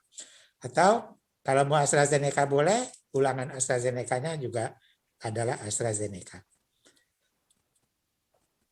Baik, terima kasih banyak, Prof. Selanjutnya pertanyaan untuk Dr. Sukamto dari Muhammad Raji Wicaksono mengenai pemberian kortikosteroid pada COVID-19. Apakah pasien yang gejalanya ringan boleh untuk diberikan kortikosteroid? Lalu kalau misalnya dia punya komorbid, ada diabetes hipertensi, tapi dia gejala berat, lalu bagaimana dengan terapi kortikosteroidnya? Terima kasih, Dok. Bagus sekali pertanyaannya. Tentu saja kortikosteroid itu dihubungkan dengan penekanan inflamasi. Jadi kita tidak boleh memberikan pada fase yang non-inflamasi pada saat virusnya bereplikasi, masa inkubasi, itu tentu saja kita tidak memerlukan steroid. Nah, kalaupun masuk ke dalam fase inflamasi, WHO itu hanya merekomendasikan steroid itu untuk yang berat. Jadi kalau masuk ke dalam kriteria ARDS, kemudian kita masuk. Tetapi memang harus pandai-pandai memilih timing yang tepat. Jadi kalau telat, kelewatan udah ya inflamasinya sudah berat, sudah merusak ya tentu saja akan sulit. Nah kemudian bagaimana mengendalikan? Nah tentu saja nanti dokter akan mempertimbangkan cost dan benefit-nya. Misalnya ada pasien ketoasidosis metabolik ya, tentu saja ketoasidosis metaboliknya harus kita atasi terlebih dahulu karena kalau diberikan steroid pasti akan terjadi resistensi insulin dan ketoasidosisnya tentu saja akan sulit dikendalikan. Dan jangan-jangan bukan karena COVID-nya yang pasien kita menjadi lebih parah atau bahkan mungkin meninggal dunia, tapi mungkin juga karena ketoasidosisnya. Nah, tentu saja kemudian pasien-pasien yang kemungkinan akan meningkat gula darahnya atau yang tidak DM kemudian menjadi gulanya darahnya tinggi karena steroid atau DM tipe lain, maka kita mesti switch terapi dari oral ke insulin. Jadi mungkin akan memerlukan insulin yang lebih banyak. Maka dari itu pemantauan gula darah, pemantauan tekanan darah, ya demikian juga kemungkinan efek samping lain ketika kita berikan steroid itu harus dijaga atau diperiksa secara ketat. Nah biasanya kalau di ruang rawat inap kita akan memeriksa kurva gula darah hariannya atau kalau gula darahnya nggak terkendali kita akan berikan insulin drip ya dengan correctional dose. Itu tergantung kalau cukup stabil kita bisa per 8 jam setiap mau makan. Kemudian kalau misalnya harus ketat bisa 4 atau 6 jam ya untuk memberikan penyesuaian insulin yang dimasukkan. Itu barangkali Bu Susi. Baik, terima kasih banyak Dr. Sukamto. Pertanyaan berikutnya untuk Prof. Samsu dari Dr. Muhammad Solihuddin. Apakah orang yang sudah pernah sembuh dari COVID-19 perlu untuk divaksin juga? Kemudian juga saya sambung dengan pertanyaan Dr. Dwi Srigati. Sebelum divaksinasi perlu di screening dulu nggak Prof? PCR atau rapid untuk mengkonfirmasi sakit atau tidak? Ya, dalam petunjuk teknis Dirjen P2M yang baru yang keluar awal Februari kemarin itu dikatakan ini berubah ya dari yang sebelumnya bahwa mereka yang confirm COVID-19 itu mendapat imunisasi setelah 3 bulan sembuh. Jadi setelah 3 bulan sembuh dari COVID-nya dia bisa mendapat imunisasi. Kemudian pertanyaan apakah orang yang akan menjalani imunisasi perlu tes dulu? Tadi kan dikatakan bahwa kita akan melakukan imunisasi pada 181.500.000 orang. Jadi ini adalah suatu upaya kesehatan masyarakat. Karena itu pendekatannya bukan perorangan tapi pendekatan kesehatan masyarakat di mana sedapat mungkin pemeriksaan-pemeriksaan yang tidak terlalu perlu itu kita hindari, bukan hanya karena soal dana, tapi juga akan membebani laboratorium, membebani waktu dan sebagainya. Jadi untuk mereka yang akan menjalani imunisasi tidak perlu periksa entah itu swab PCR atau swab antigen, tidak perlu. Kalau kuesionernya mengatakan dia tidak demam, tidak apa dan sebagainya, lalu dikatakan baik untuk imunisasi, dia bisa menjalani. Nah, bagaimana kalau sekiranya sebenarnya dia terinfeksi? Jadi orang dengan tanpa gejala. Lalu kita lakukan imunisasi dengan CoronaVac ini. Ya mungkin akan terjadi antibodinya meningkat lebih tinggi, tetapi itu tidak membahayakan buat dia. Jadi tidak ada masalah sebenarnya. Ya. Saya hanya ingin menekankan, kita memang tentu punya perhatian terhadap pengobatan-pengobatan yang sifatnya individual. Ya, tadi banyak pertanyaan pemakaian steroid dan sebagainya. Tetapi ingat bahwa pada layanan kesehatan primer, tugas utama kita adalah pada upaya-upaya penyuluhan pencegahan, dan itu tidak kalah pentingnya dengan mengobati COVID-19 yang berat misalnya. Apalagi kalau di rumah sakit, nanti saudara-saudara, dokter-dokter akan berada dalam satu tim.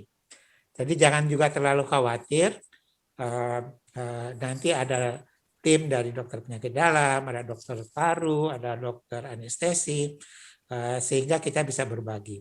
Tapi kalau di puskesmas atau di primer, mungkin Anda lebih banyak sendiri, artinya sebagai dokter, meskipun timnya tentu ada tim nakes yang lain. Jadi itu satu yang harus kita. Kedua, kita sewaktu menjadi mahasiswa banyak membaca kepustakaan-kepustakaan dan amat dianjurkan selalu mengikuti kepustakaan. Itu harus diteruskan. Apalagi dengan fasilitas sekarang ini hampir semua itu bisa dicapai. Tetapi dalam pekerjaan hari-hari yang paling penting harus punya pedoman-pedoman yang dibuat oleh Kementerian Kesehatan, oleh profesi, karena itu adalah hal-hal yang sangat praktis dan nyata. Ya, seperti yang diperlihatkan oleh Dr. Sukamto tadi, bagaimana pedoman untuk isolasi mandiri, bagaimana pedoman untuk surveillance, bagaimana pedoman untuk pemeriksaan laboratorium dan sebagainya. Jadi itu adalah hasil daripada sebenarnya pengetahuan-pengetahuan yang kita peroleh yang disesuaikan dengan situasi di Indonesia. Jadi jangan lupa kalau pergi itu harus sudah punya buku-buku pedoman dari Kementerian Kesehatan. Ya, terima kasih banyak Prof. Samsun. Selanjutnya pertanyaan untuk Dr. Sukamto dari Dr. Laksamana Abimanyu. Mengenai pemberian imunostimulator tadi dok disebutkan tidak diperbolehkan, mengapa dan bagaimana mekanismenya? Dan saya sambung juga dengan pertanyaan dari Dr. Fitri mengenai vitamin C. Kan tadi sudah Dr. Kanto sampaikan sebagai salah satu terapi. Bagaimana untuk vitamin C kalau kita mau mencegah untuk COVID-19? Berapa dosisnya? Silakan Dr. Sukamto.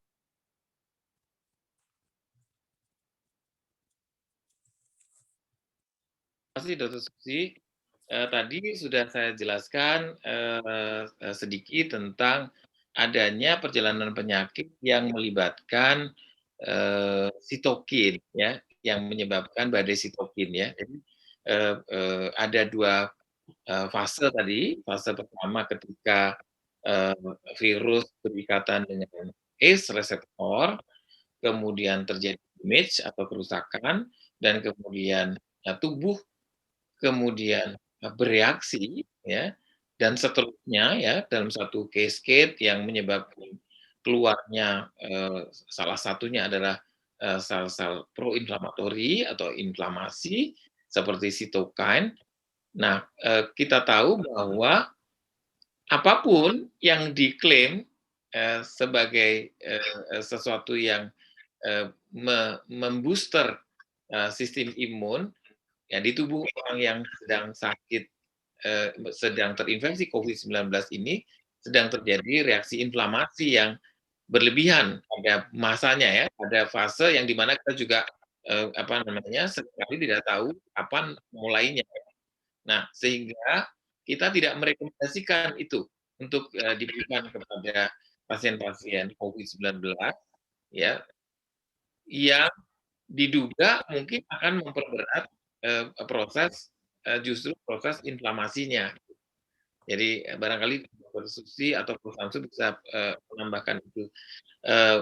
Yang tentu saja kita kembali kepada evidence base sekali lagi. Jadi ketika kemudian kita ingin memberikan satu obat ya atau suplemen, maka kita harus punya dasar atau setidaknya tahu di mana obat-obat atau suplemen tadi bekerja gitu.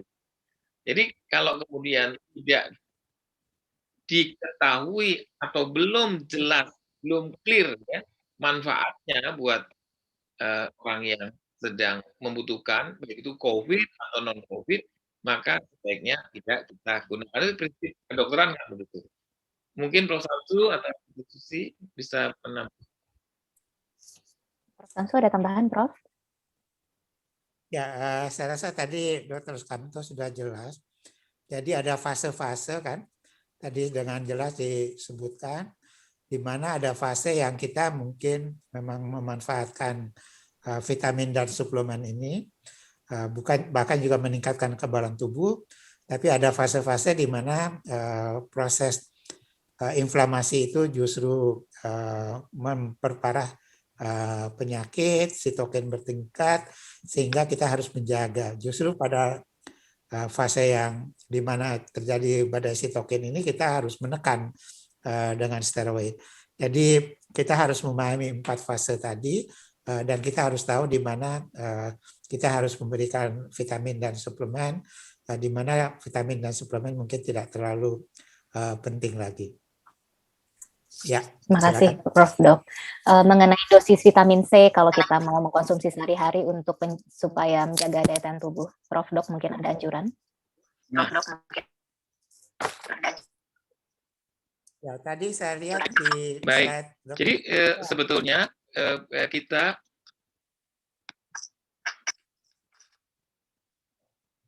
baik. Ya, Mungkin saya izinkan ya, barangkali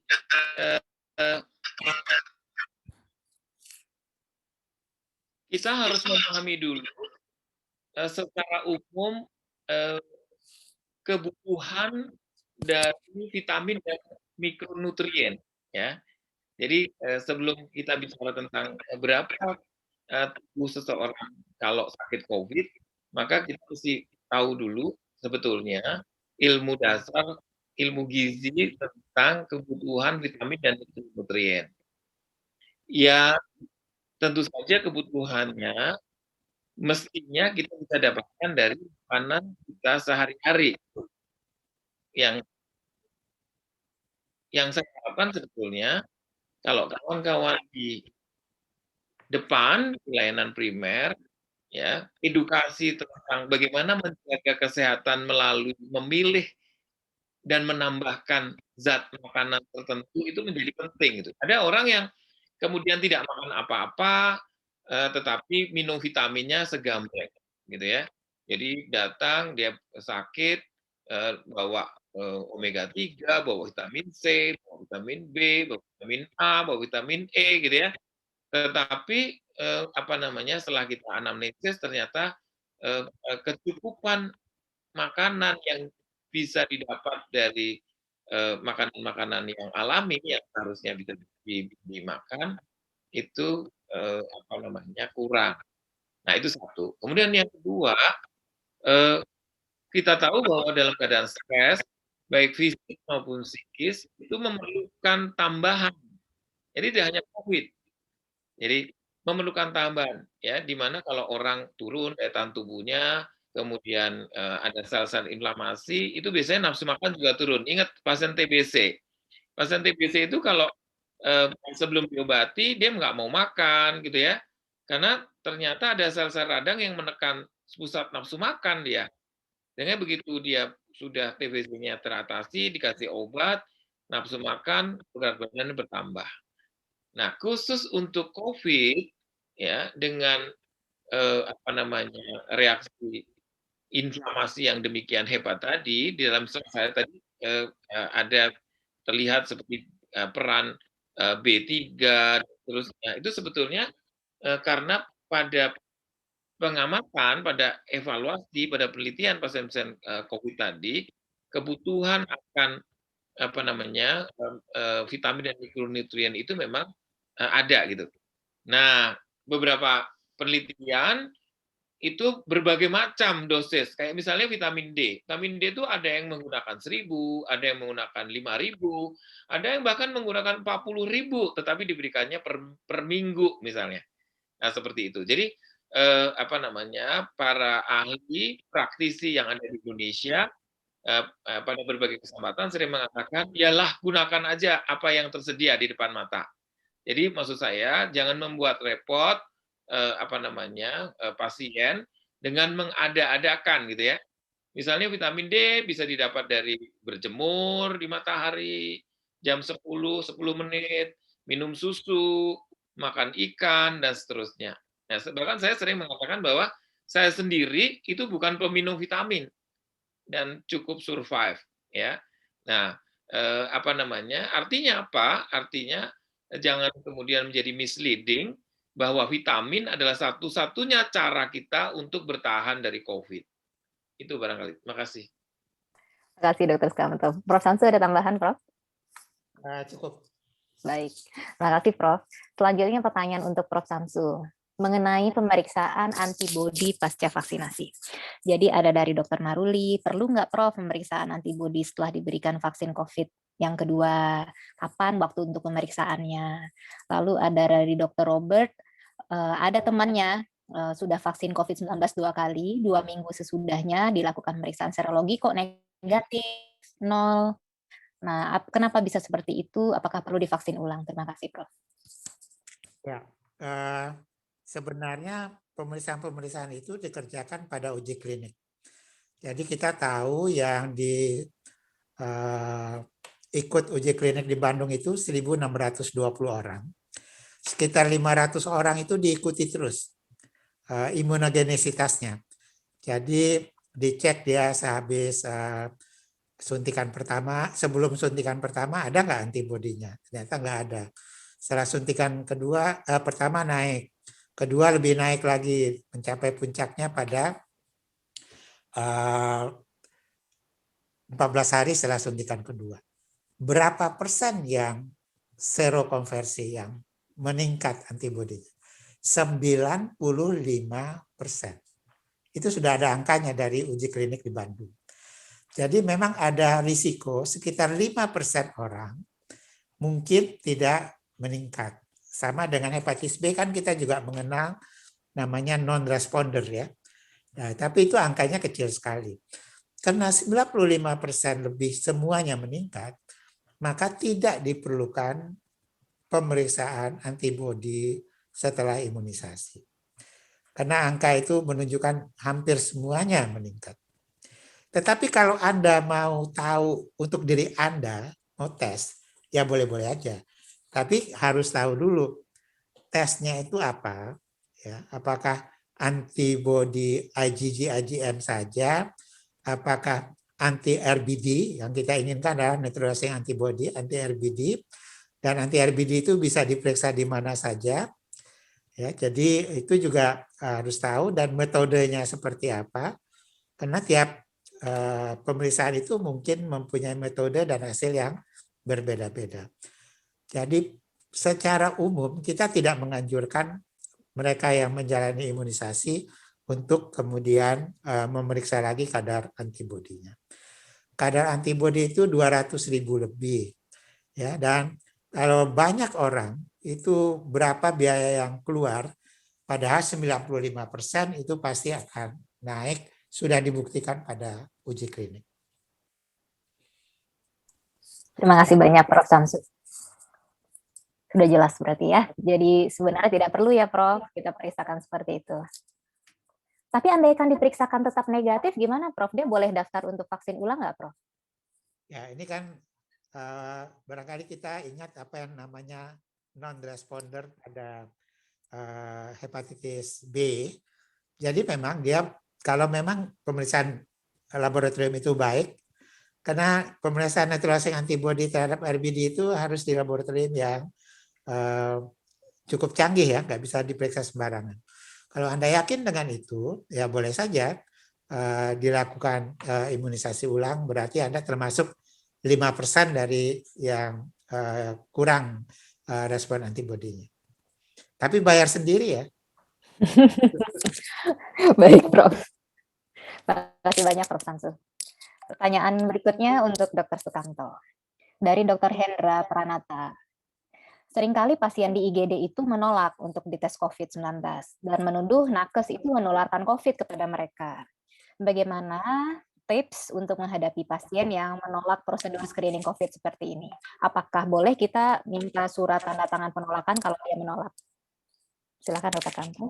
Ya, di dalam standar profesi kita, apapun yang akan kita berikan kepada pasien itu harus sepengetahuan pasien. Dan kalau pasiennya bukan orang dewasa atau orang dewasa yang turun kesadarannya, maka kita harus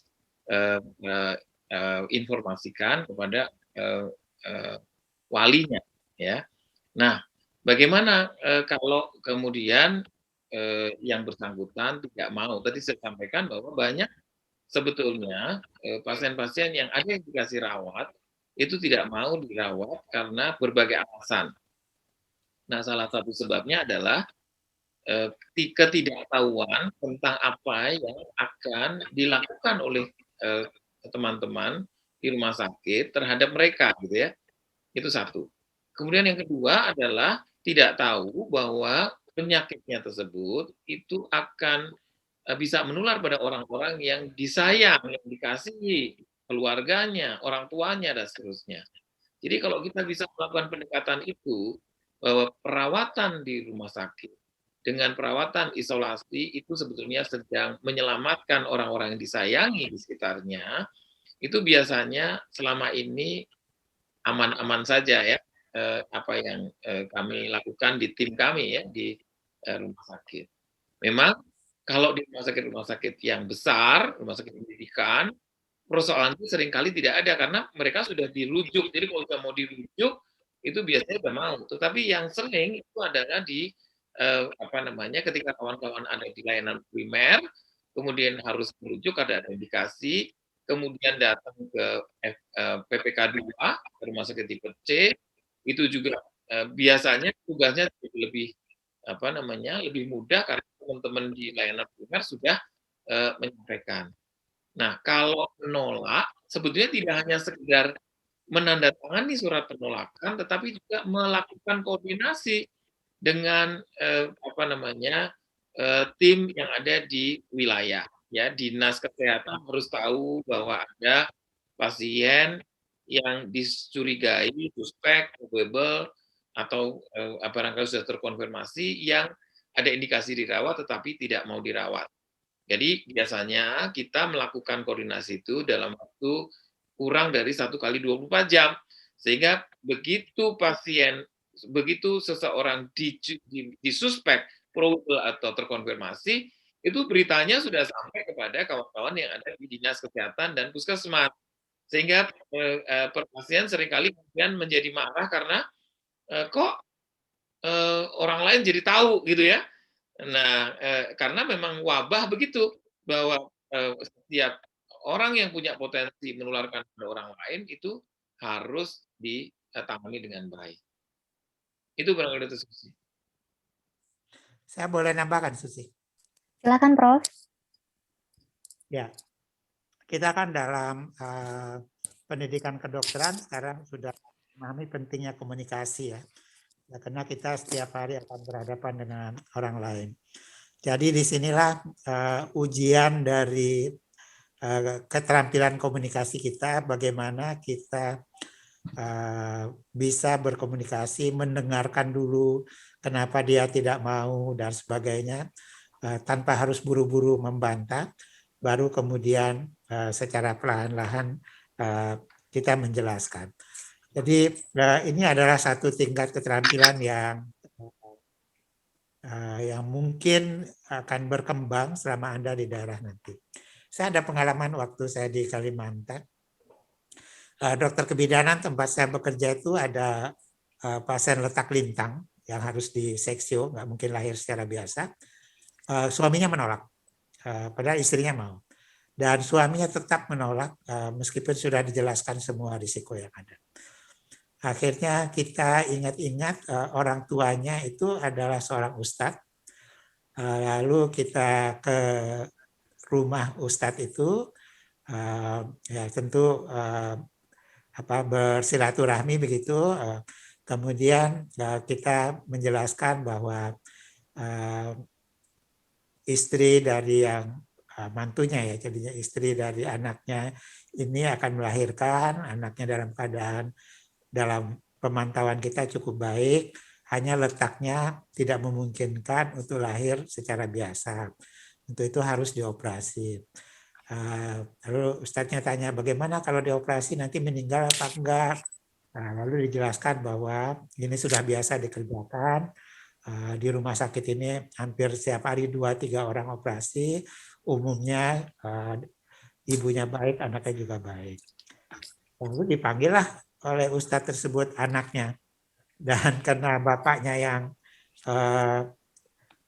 meminta, itu lebih dituruti daripada dokter kebidanan kita tadi. Jadi kadang-kadang kita harus mencari tokoh-tokoh publik yang memang disegani, itu juga. Dan satu lagi yang paling penting Anda adalah bergaul dengan baik di masyarakat, sehingga Anda dipercaya sebagai orang yang memang dapat dipercaya. Karena kalau dokter dapat dipercaya, tidak akan ada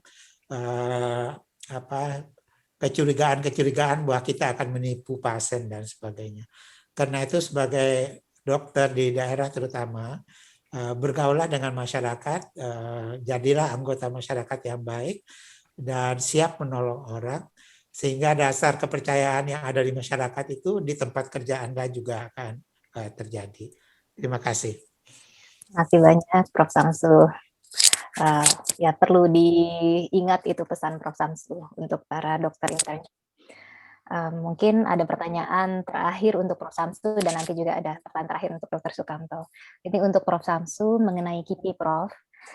Jadi KIPI nanti mungkin kan teman-teman yang memberikan vaksin COVID-19 juga perlu mengevaluasi sesudah dia memberikan vaksin ke-1, kedua, bagaimana kita menentukan pasien ini masih layak nggak divaksin untuk yang kedua? Apakah kalau kemarin muncul mual, muntah, itu masih bisa divaksin yang kedua? Lalu bagaimana KIPI pada lansia? Silakan, Prof. Ya, semalam saya baru rapat KIPI. Jadi KIPI serius kita sudah menyuntik hampir 1,8 juta orang. KIPI serius yang masuk itu sekitar 90. Ada sekitar 1.000 yang biasa-biasa aja, yang bengkak, merah, apa segala macam.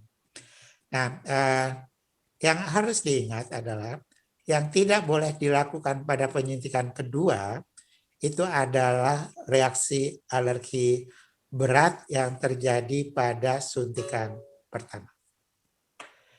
Kalau setelah suntikan pertama yang terjadi entah mual, entah pusing, atau pegal-pegal, pada umumnya boleh.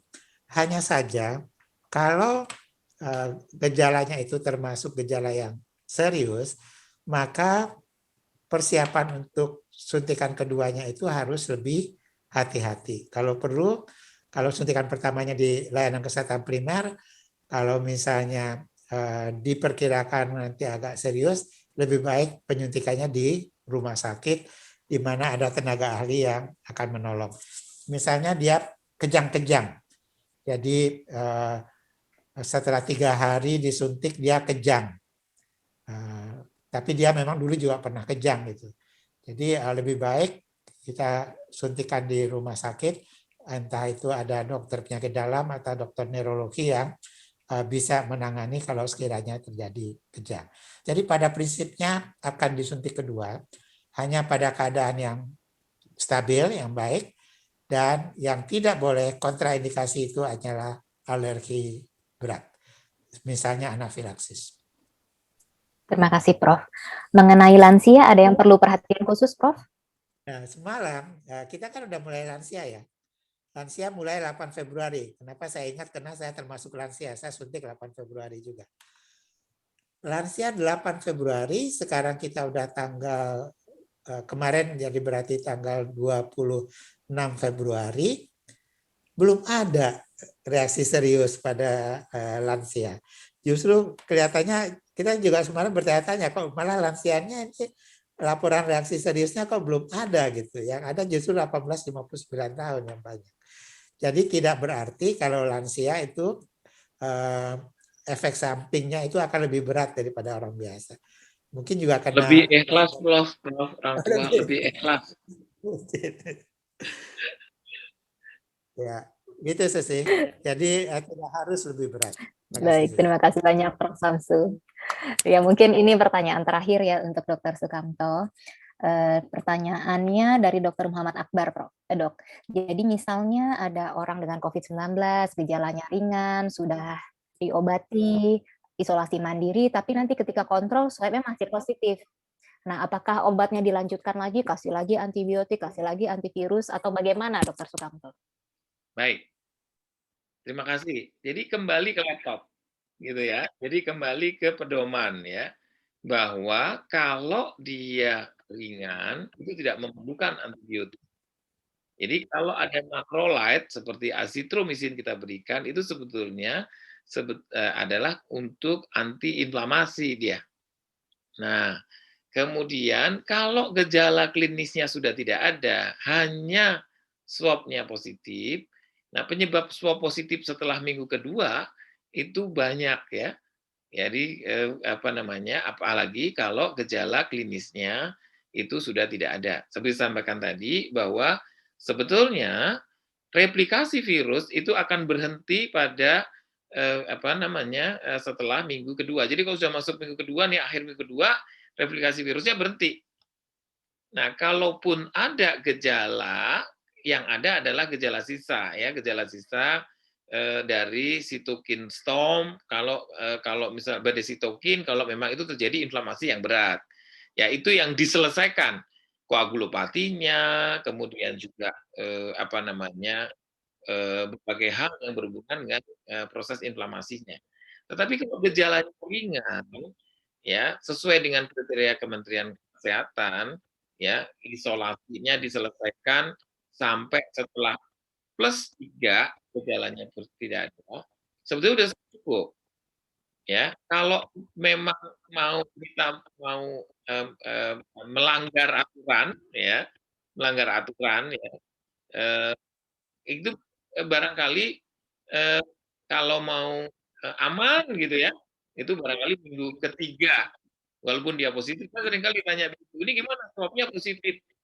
Ya kalau masuk minggu ketiga itu nggak nular, gitu. Karena virus tidak bisa bertahan sampai hari-hari tersebut. Tetapi barangkali kita tahu bahwa kita tidak pernah tahu apa yang terjadi karena kita bicaranya selama ini adalah pengamatan ya terhadap pasien-pasien yang ada. Jadi kalau kita bicara tentang epidemiologi, bicara tentang evidence, itu selalu ada yang di luar normal atau di luar rata-rata nilai normal gitu. Jadi kalau misalnya kita bicara tadi imunisasi, antibodi munculnya setelah pekan kedua itu optimal. Ada juga sih 1-2 karena 97%. Jadi ada yang 3% yang tidak normal, yang tidak muncul atau munculnya telat. Sama juga dengan itu. Jadi prinsip kehati-hatian ya tetap menggunakan masker, tetapi barangkali juga isolasi mandiri dan seterusnya itu bisa dihentikan ya. Seperti yang saya sampaikan tadi di dalam slide terakhir, kriteria isolasi mandiri ya. Jadi kemarin juga dibahas ya pada saat kita menentukan diminta untuk memberi masukan terhadap kriteria pegawai atau karyawan yang masuk, yang harus masuk. Apakah kita akan menggunakan swab sebagai kriteria boleh masuk, ya, tetapi semua orang sepakat bahwa kita menggunakan kriteria klinis, ya. Kriteria klinis itu ada orang yang swabnya sampai 1 bulan itu masih positif, ya. Tetapi kalau kita lihat praktek-praktek itu, barangkali untuk teman-teman sekalian jadi dokter di perusahaan, ya, itu barangkali juga harus banyak diskusi ini dengan para ahli, apakah orang yang swabnya masih positif sampai minggu keempat, antara klinisnya masih baik, itu masih tetap harus isolasi mandiri? Tentu saja menurut saya tidak. Itu barangkali diskusi. Nanti slide-nya boleh saya bagi. Terima kasih banyak Dr. Sukamto, terima kasih banyak Prof. Samsu. Kita beruntung sekali hari ini sudah mendapatkan pengalaman ilmu dari Prof. Samsu, Dr. Sukamto. Semoga tadi apa yang kita diskusikan dapat bermanfaat dan dapat diterapkan dalam praktek teman-teman dokter internship sehari-hari. Dengan demikian, sesi diskusi hari ini saya kembalikan kepada Dr. Mati. Silakan, Dok. Terima kasih Dr. Susi, dan secara khusus terima kasih kepada para narasumber, guru-guru kami, Prof. Syamsur Rizal dan Dr. Sukamto.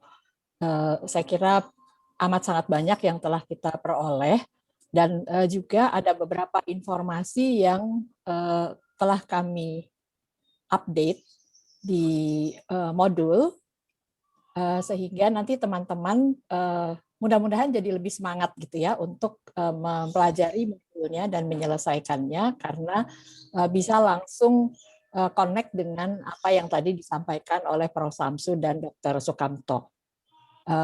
Dan jangan lupa untuk mengisi daftar hadir dan mengisi kuesioner. Kemudian pada minggu depan kita akan punya webinar yang kedua dengan judul Long Haul COVID-19 dengan narasumber yang kita lihat di sini ada Dr. Yahandayani ya dari Departemen Pulmonologi FKUI, Dr. Kiken dari Departemen Alam, beliau konsultan penyakit infeksi, dan Dr. Tricia dari Departemen Kedokteran Fisik dan Rehabilitasi. Saya kira akan sangat menarik pembicaraannya dan akan dimoderatori oleh Dr. Aulia Rizka. Waktunya sama ya, jadi 1 minggu dari sekarang. Ini update yang tadi dibahas ya, bisa dilihat di situ, ada di segmen A4, A7, A8.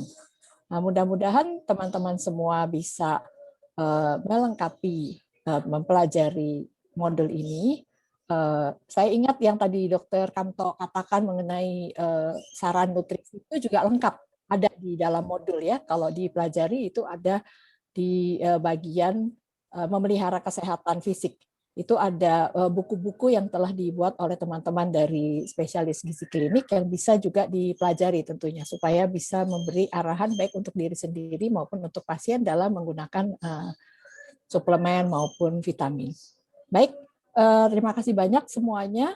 Mudah-mudahan kita bisa terus berjuang bersama untuk Indonesia yang tercinta. Semoga kita berhasil keluar dari pandemi ini. Selamat siang. Assalamualaikum warahmatullahi wabarakatuh.